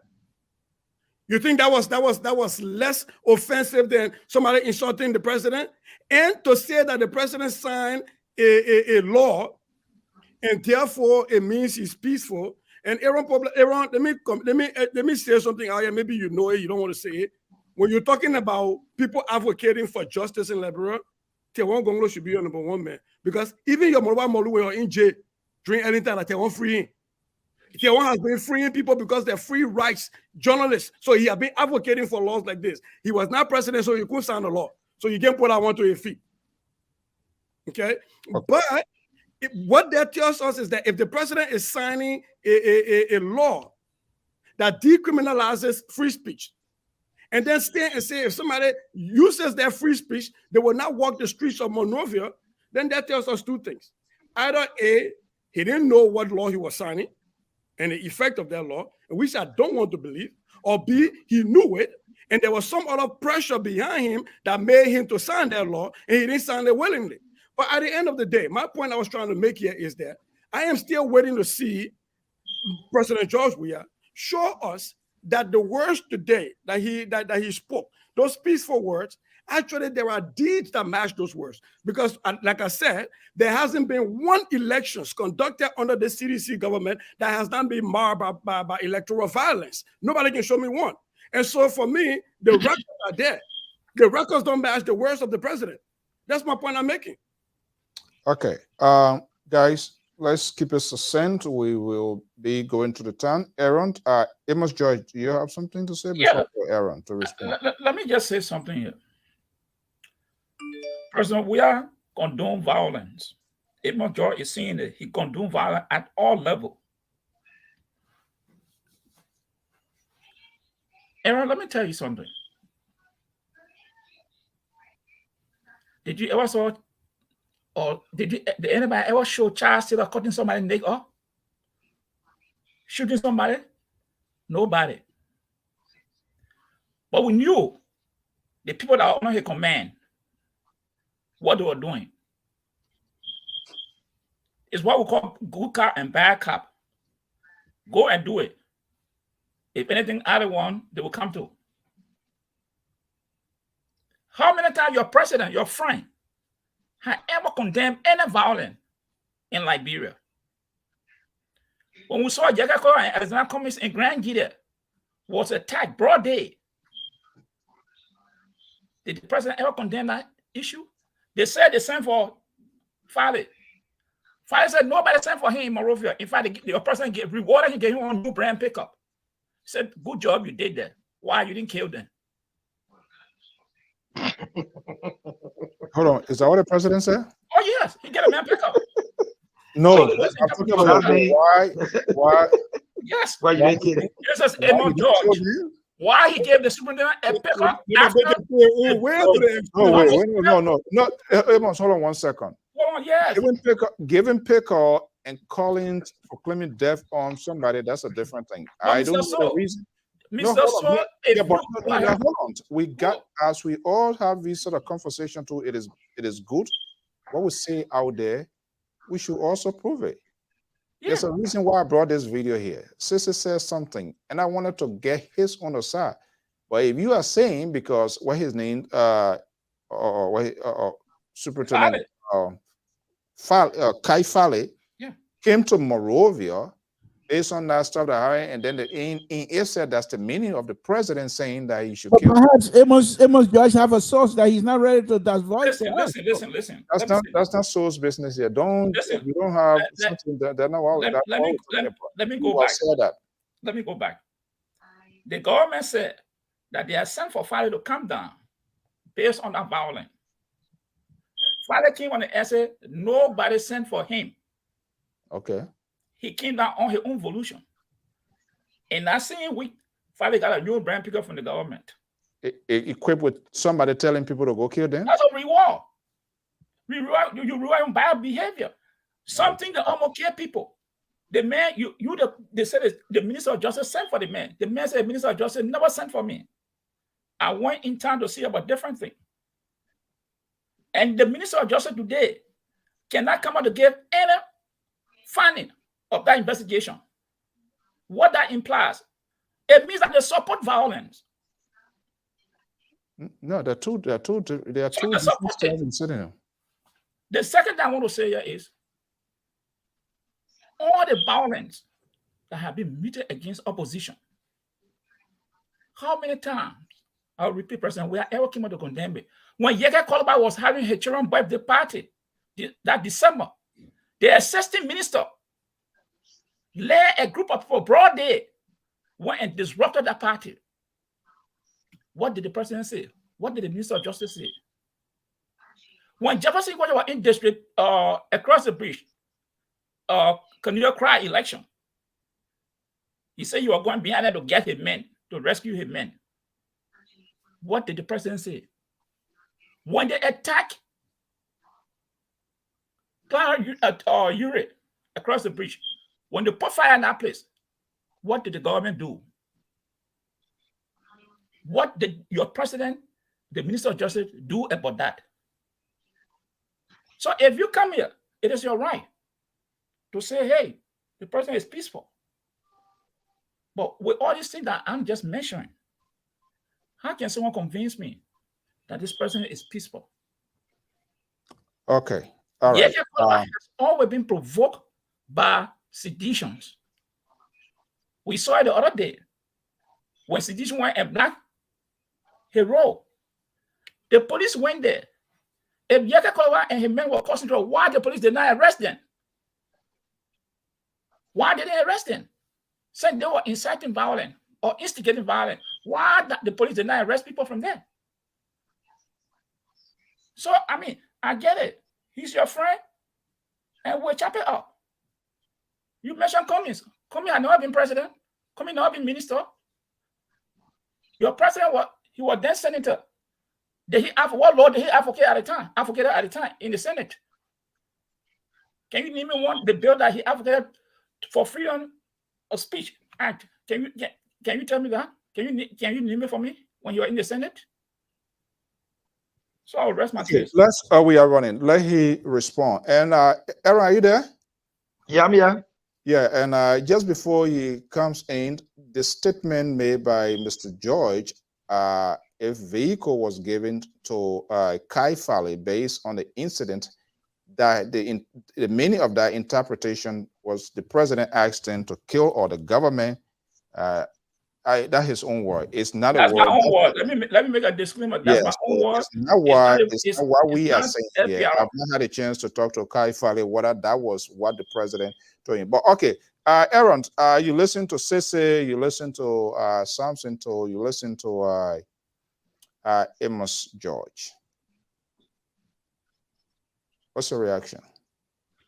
So, thank you, Mr. So, Sisi, I will begin with you first. Those elections you're talking about, all those elections were held free and fair. The candidates that won, they were all opposition candidates. Every one of them took their seat. You're talking about election violence. Where in Africa, there's no election violence.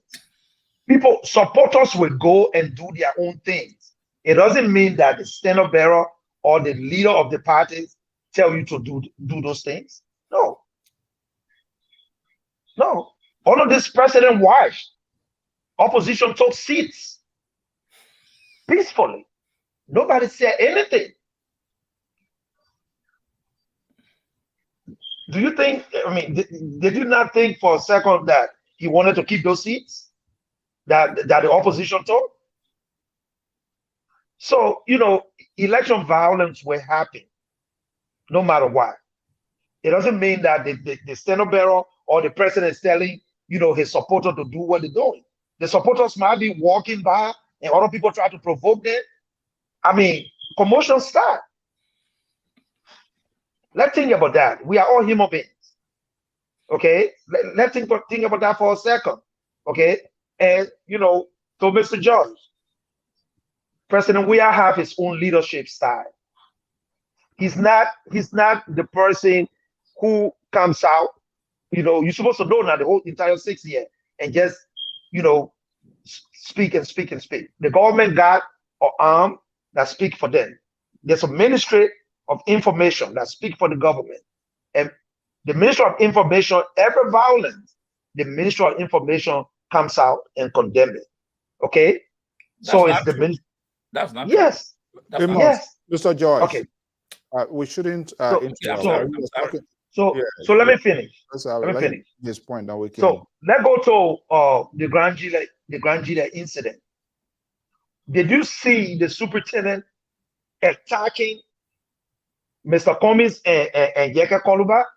Yeke Koluba always claiming sedition, attacking him. Can Yeke Koluba arrest one of those sedition or do a citizen arrest with all his own people he got behind him, so that they can take the sedition to the court and say, oh, sedition, why you're attacking Yeke Koluba? Yeke Koluba stood on the airport and said, the president told the people to take his baby formula. The president don't have nothing to do.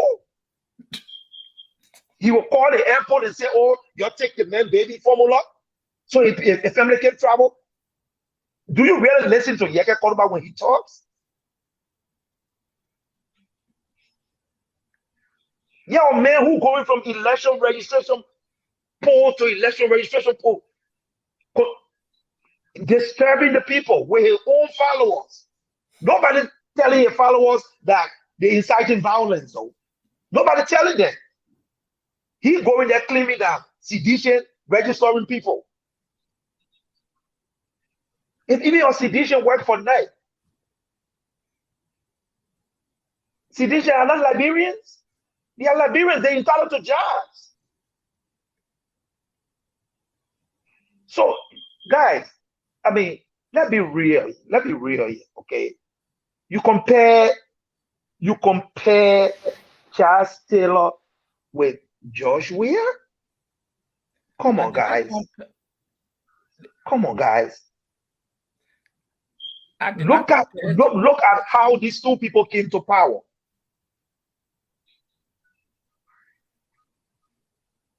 Will Yaka Koruba do some of the things that he's doing, even though he was sitting representative in those government? Even the government before Charles Taylor, will he do those? Look, like Evan said, let me conclude, Mr. Soul. Like Evan said, look, you have followers just like you have your children, and your children will always support you as parents. And these followers love this president, you know. And if it is true that you guys claiming that it's all seditious who doing this thing, maybe they're reacting because it's their own leader that they love.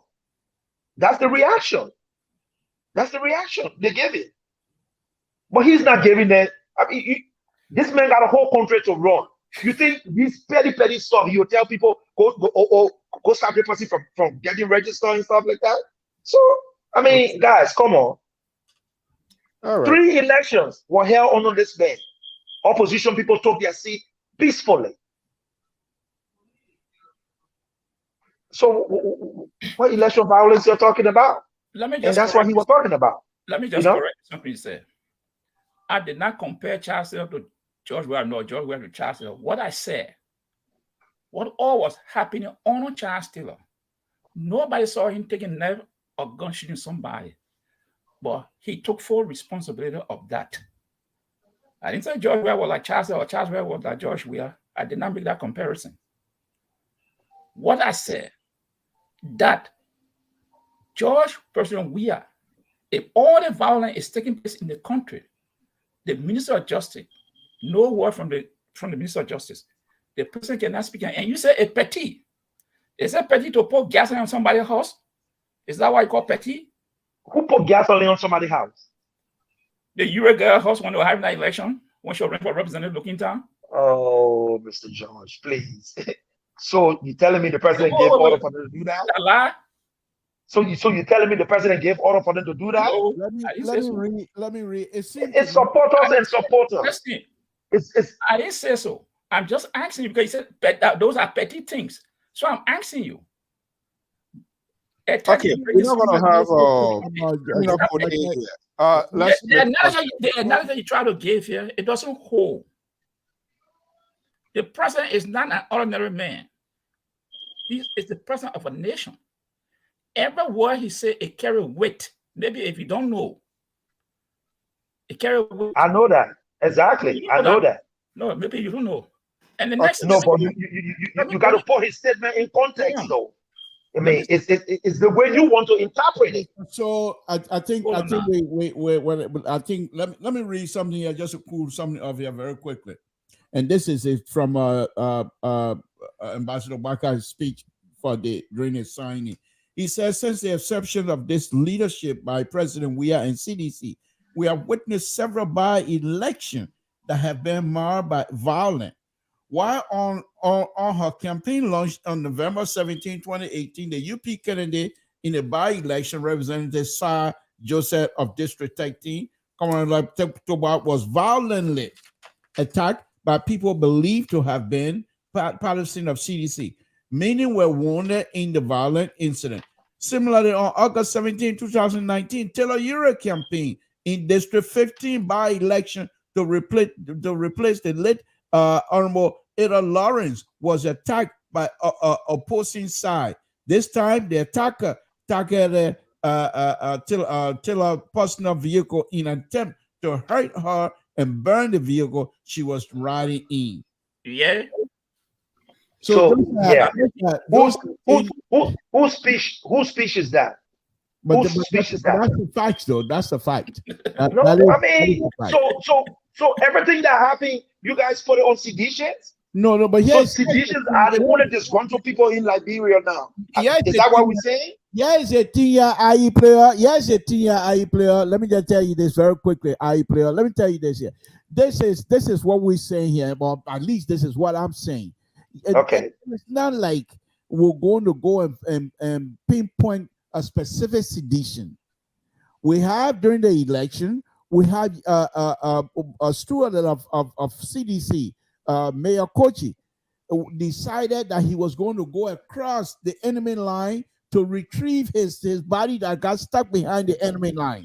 I don't know if there's a war in Liberia, we have enemies still. Number one, we had during the election, we saw on the video where people were attacking Madame Ure, damaged her car, and those people claim to be sedition. And just quite recently, IE player, quite recently, we saw people that are associating themselves with CDC has been so CDC youth wing went and attacked that young man at the American embassy, and you heard the entire world went off of it. We all condemned that. And they were arrested the next day. We all condemned that. No, we're not even going to go into that. We're not going to. Let me finish. Let me just lay the point that I'm trying to make in order today. President Weah is the father of the nation. He's my father, even though I'm 10 times older than he, but he's my father. He's my president. When these kinds of things happen, you come out and make a statement to say these are not what we as Republic of Liberian citizens should be doing to each other. You come out and make these kinds of statements. When Solomon George made that statement, there's a video out there that saw the president clapping. I listened to that. I saw that video. The president was clapping. Now, the president is a human being. He was clapping with a smile, though. He was smiling. He was smiling, clapping. Too. But let me make this point. Final point. On LPR one time, Mr. So was interviewing Henry Costa, and I simply told him, if I have what's his name, what's his name, Salif, the guy who was running the NSA or something like that, he wanted to challenge Costa in the street. I told Costa, I said, I mean, you cost my money, you must throw. I'm not going to wait for you to say you why and what you cost. Then he said, well, your man should not be in any position to be president. You cost my man, I'm coming for you. So, President, we have for people to insult you. I feel for him as well. But as someone who has elevated himself as a leader of a country, you will have people that will behave the way they do. And that's the point. In the last 4 minutes, we want to make use of it. Aaron, you were like, I don't know what it was, a conciliatory tone. You saw the video yourself. What I mean? Which video? The one with Solo? Yes. Yeah. People entitled to their own comments and stuff like that. So, I mean, if you saw the president in that video, he was clapping because it was a dedication ceremony. It was some program they were at. So when he made that comment, the president was laughing, clapping, because the president knew he was joking. It was just a joke. The president knew he was just joking. So that was the president was laughing, clapping. It's not something like, I mean, Solomon George really meant what he was saying. I know Solomon George very well. Yeah, Solomon George was my team manager. Okay. He was my team manager. I know him very well. So let me tap into your own word here and let's dilute this high tension conversation. Why was Solomon George right before the eyes of the president say that? What was he trying to do? So these are the same thing that Evans just said, Mr. Soul. The president got supporters. He got people, he got followers, people who love him and stuff like that.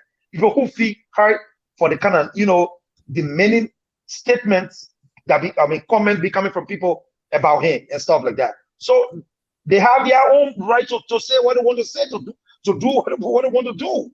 The person cannot tie them down.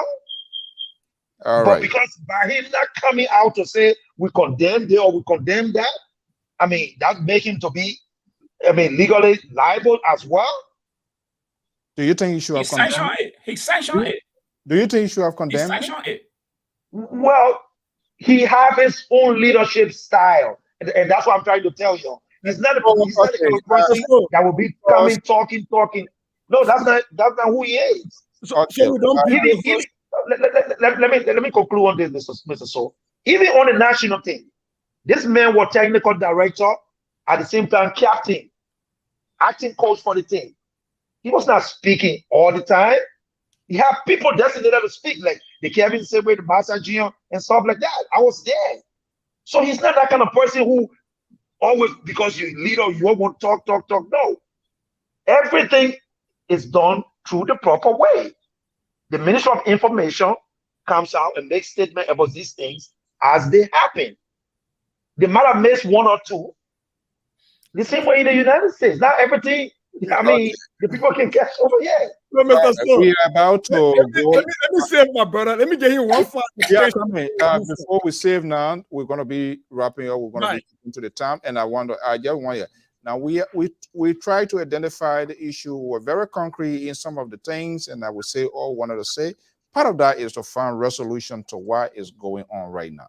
So the next question now is, we may also put forward our own recommendation. We can't just critique and walk away. Is we all are librarians, we have a responsibility. What should be the key point now? What you as a citizen, regardless of which side you find yourself, the oppositions, the government, the ordinary citizen, the independents, if there's any, what do we want to see in this election? What should we be talking about now? So before I do that, I say I like to see my senior player suffering. I want to find someone that will give my stuff. When Solomon George made that statement and the president clapped, Solomon George was joking according to you, but Solomon George followed with an OKFM interview where he said the president is keeping away from him. The president need to bring me in because you know what we've been doing. Solomon George is the man who sat in session and insult Akara's great man. Who did that make me vice for here? Yeah. But anyway, we move on. Having said that, the reason why senior player that I pushed this issue about the president is not that I think the president sits down and call Jefferson Koji and say, go get in the street and go say he went for a person behind enemy line, or that he gets these kids that did the Independence Day thing, if when the embassy say y'all go do that. I really don't think that. I don't.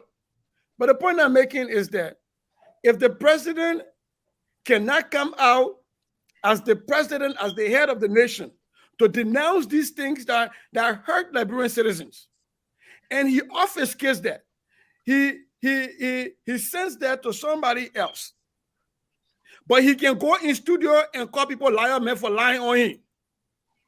He can say the people that died on Broad Street were having sexual relationship when an investigation is going on. You can speak about that. But you just can't speak about other things where there is electoral violence. I have a problem with that.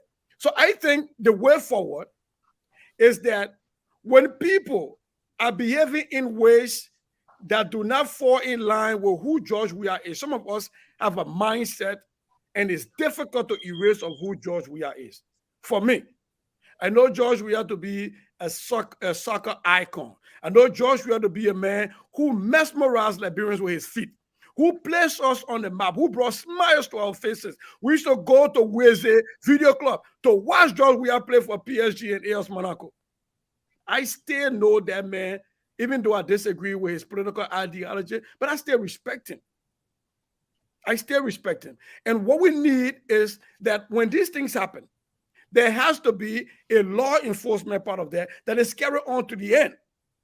And there has to be a way for the president to come out, even if it's a one-sentence speech on the e-Marshal website, to say these are not good things. We condemn the violence that happened here, but we want to hear the president. Because we elected a president. We did not elect a minister of information. At the end of the day, everything goes back to the president's feet because he was the one people elected. So that was the point I was making. It was not to come here and say George Weah by nature, by himself, is violent. Even when people talk about the time he bought that guy on a soccer field, I tell people that you listen to what was happening. People were taunting this guy, calling him a monkey, being racist to him.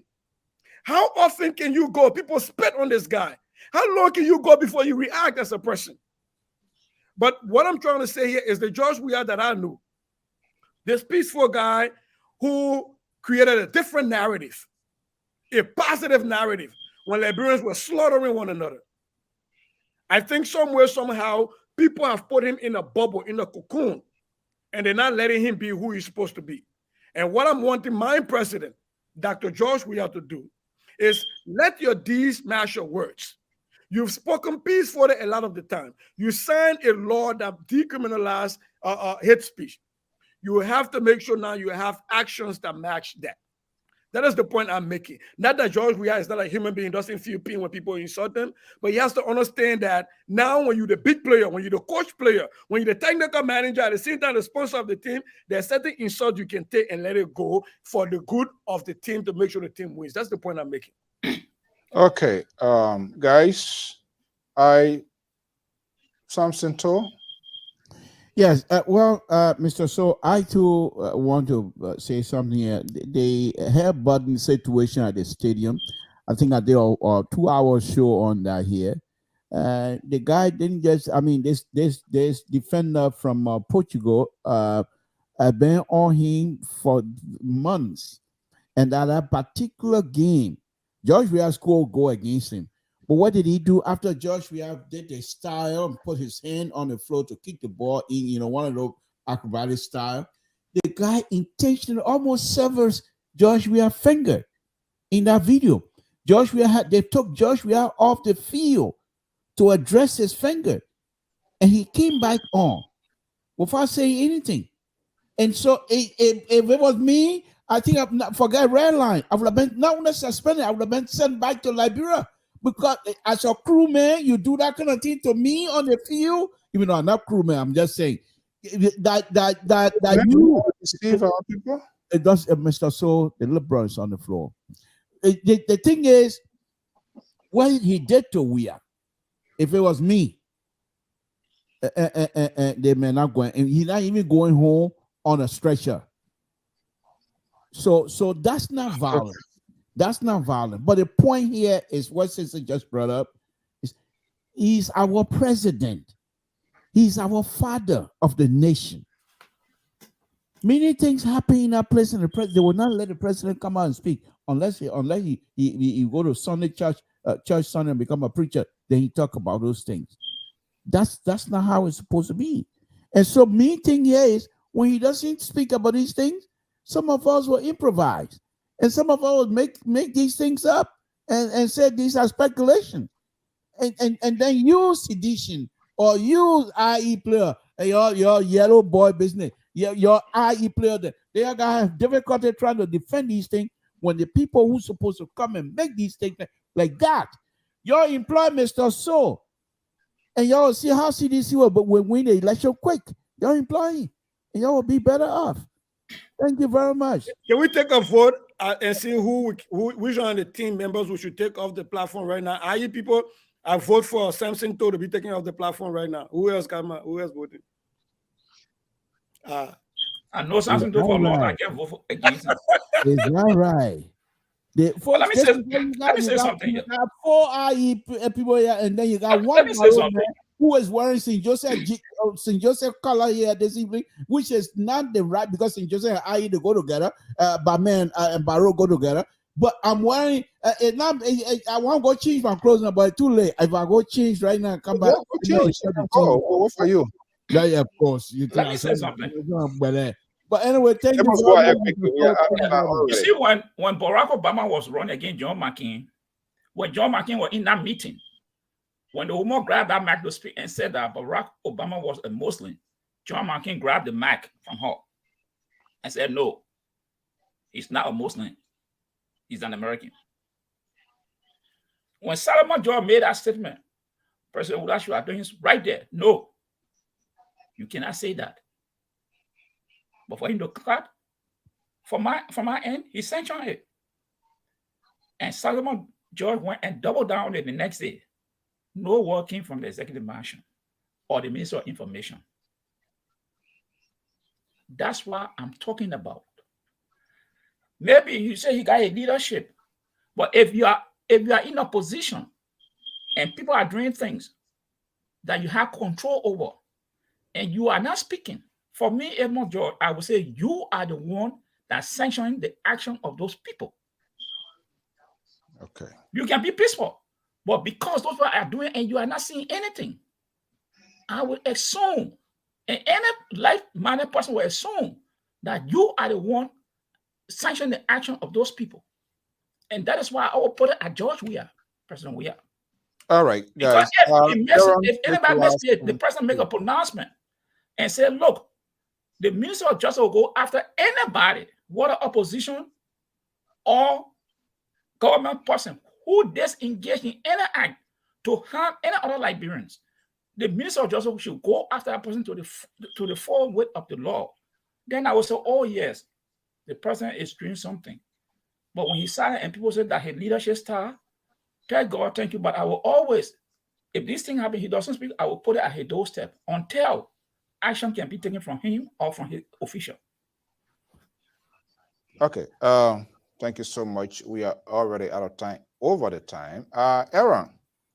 Yes, sir.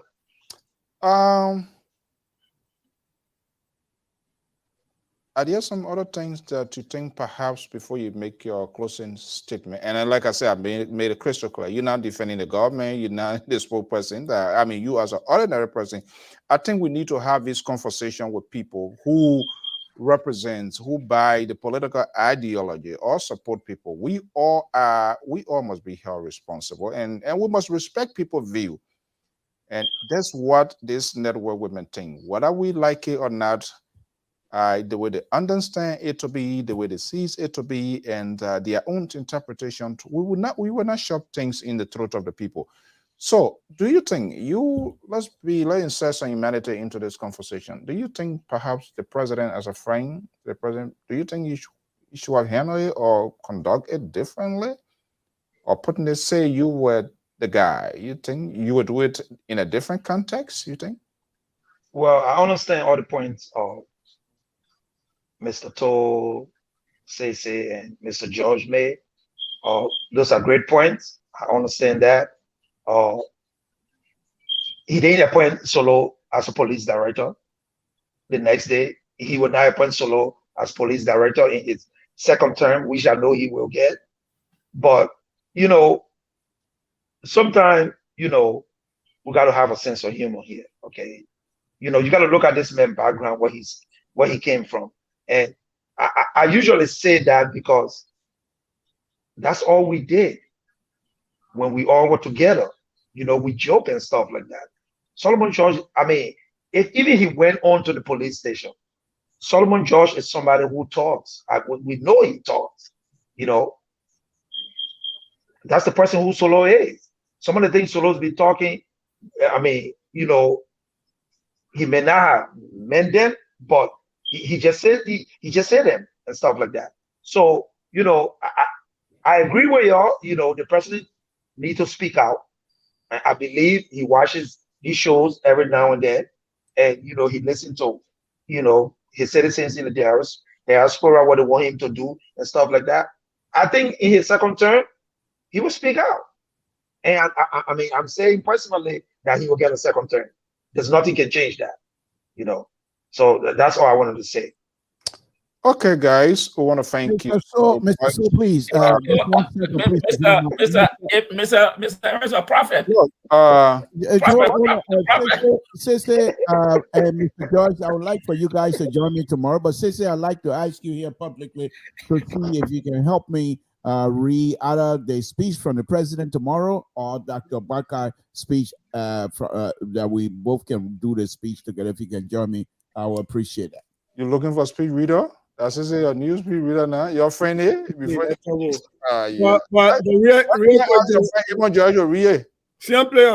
I came on, you were talking about the plight of IE in Liberia. The next time you're doing a fundraiser, good night, people. Next time you're doing a fundraiser, please let me know. I will. So we will. Because those were our pastime. Those were things that helps me out. Why would you want to do fundraising for IE? You must support me. I'm going to be president for IE. No, I'm supporting you. That's too much plan. Who going to be president? You are going to break IE down. Yeah. And I know we spend a lot of time talking about CDC, but I think it's only right that we end this show saying that everybody is responsible for a peaceful election in Liberia. The opposition need to tune down the rhetoric. My own cousin, my blood cousin, Yeke Koloba, needs to tune down the rhetoric. Aaron Costa and the rest need to tune down the rhetoric.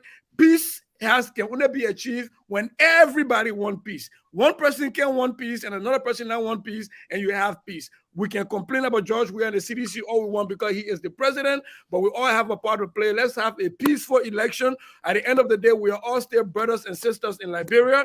Aaron Problem, I can disagree on who should be president.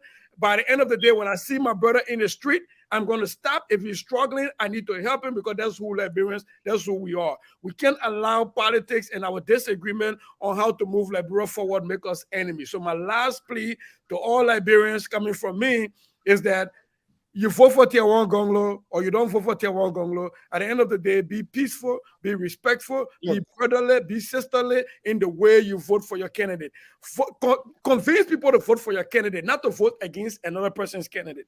Let's remain all Liberians. At the end of the day, Liberia, that one country we got, my people. We'll still have to go back to that one country. I will still have to eat from Aaron house. You'll still have to eat from my house. All right. Well, man, I will not eat from your house. Thank you so much. Anytime, feel free. And any other person who also want to give their take on what is happening in their country, Liberia, feel free to join us here. We don't just... don't come back, come back. Don't run away. You must come back. Don't run away. You must come back. They papi here. I swear to God. Come back. Are you people? Come back. We'll come back. No, look at. You sure you inviting IE playoff or you bringing somebody to fight? IE player. How are you? Wow. By the way, you inviting your own player, you must come out. You must come back. Come back. I used to work for Effie to go. I used to work for Fiamma to go Effie to go. Here's an experiment. There should come a day where we don't bring anybody that Mr. George disagree with. Let there be some ANC people. He will not bring peace. ANC can't accommodate him. No, say. Yeah, ANC. I'm waiting for one ANC man. I'm waiting for one ANC man. He will appear in your show. You will see something. Who? I'm calling him. He will appear in your show one day again. Paper lives on chaos. He got a husband and a plow with to be happy. You say you were a policeman before? Yeah. Wow. Yeah. I see. They're the one all get the police to be where it is today. Jesus. I know you can beat them people if you even charge them. Say no, my worst enemy on the show now. My worst enemy on the show is Mr. So. Oh, the man I don't come see this show. The man that tell me to be the most terrible person on the show here. I mean, I want to talk about the police. And your brother Samson told you were a policeman before? Mr. So, one woman, the one time will come out, the one start writing, so, oh, Mr. So, take out the paper, don't make the paper fair tonight again. They paper are traffic police. They want to take the driver and kill them for them be walking going away with it. Okay, guys. All right, guys. The player. Honestly, it rests on the leaders. Take care, man. Yeah, both opposition government rest on their head. They sit down, there are people do things too, and they don't talk. So it's kind of why they want to form internet to do what? To waste our money? To waste our money. Joseph Boyka, Jerry Weah, Ellis. They're doing things to tell them to stop. Why they saw that? I saw Jonathan there. Jonathan was there. Jonathan do that. Yeah, good. That I want you to come back on the show. Thank you so much. Okay, guys, that's how we want to leave here this evening. If this is your first time, we say thank you so much. We wholeheartedly welcome you. We discuss on high core issue here, but we make sure everybody's voice is heard. We intend not to leave anyone behind. It's about the country, and so we want to make sure that we discuss this critical issue. Well, I wanted to hold it therefore to do what? Should we tell them that there should be no violence? Are they not aware those old grown-up men and women and wasting state resources?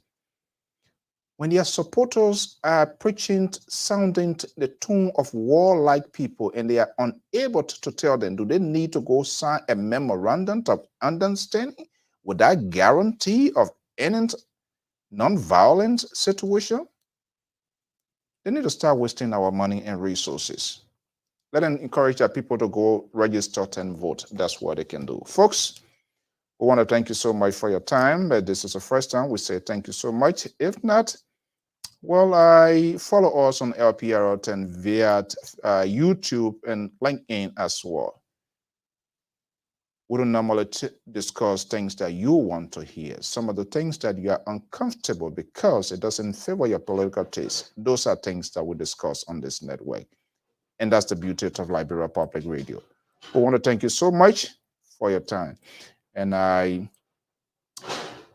baby girl to observe her birthday today. And we say a big thank you to those who were able to send her tweets, comments, and she was so excited. Say, hey, please mention it to your people because a lot of comments. Tweet Adonai, 18-year-old. Have a pleasant evening. Bye-bye.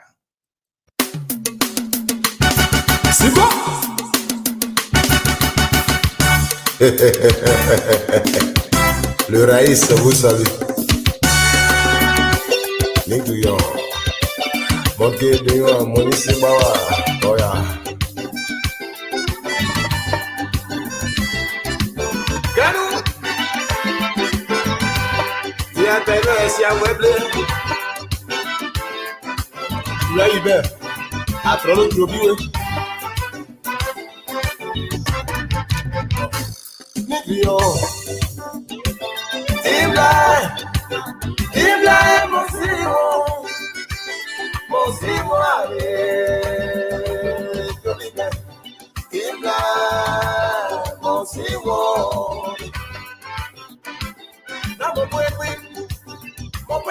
mo ye polu, politiki akwanwa, mo apwe o, na e polu e. Tukpa ati abie, e wan jiti e, esi a e nyo ija.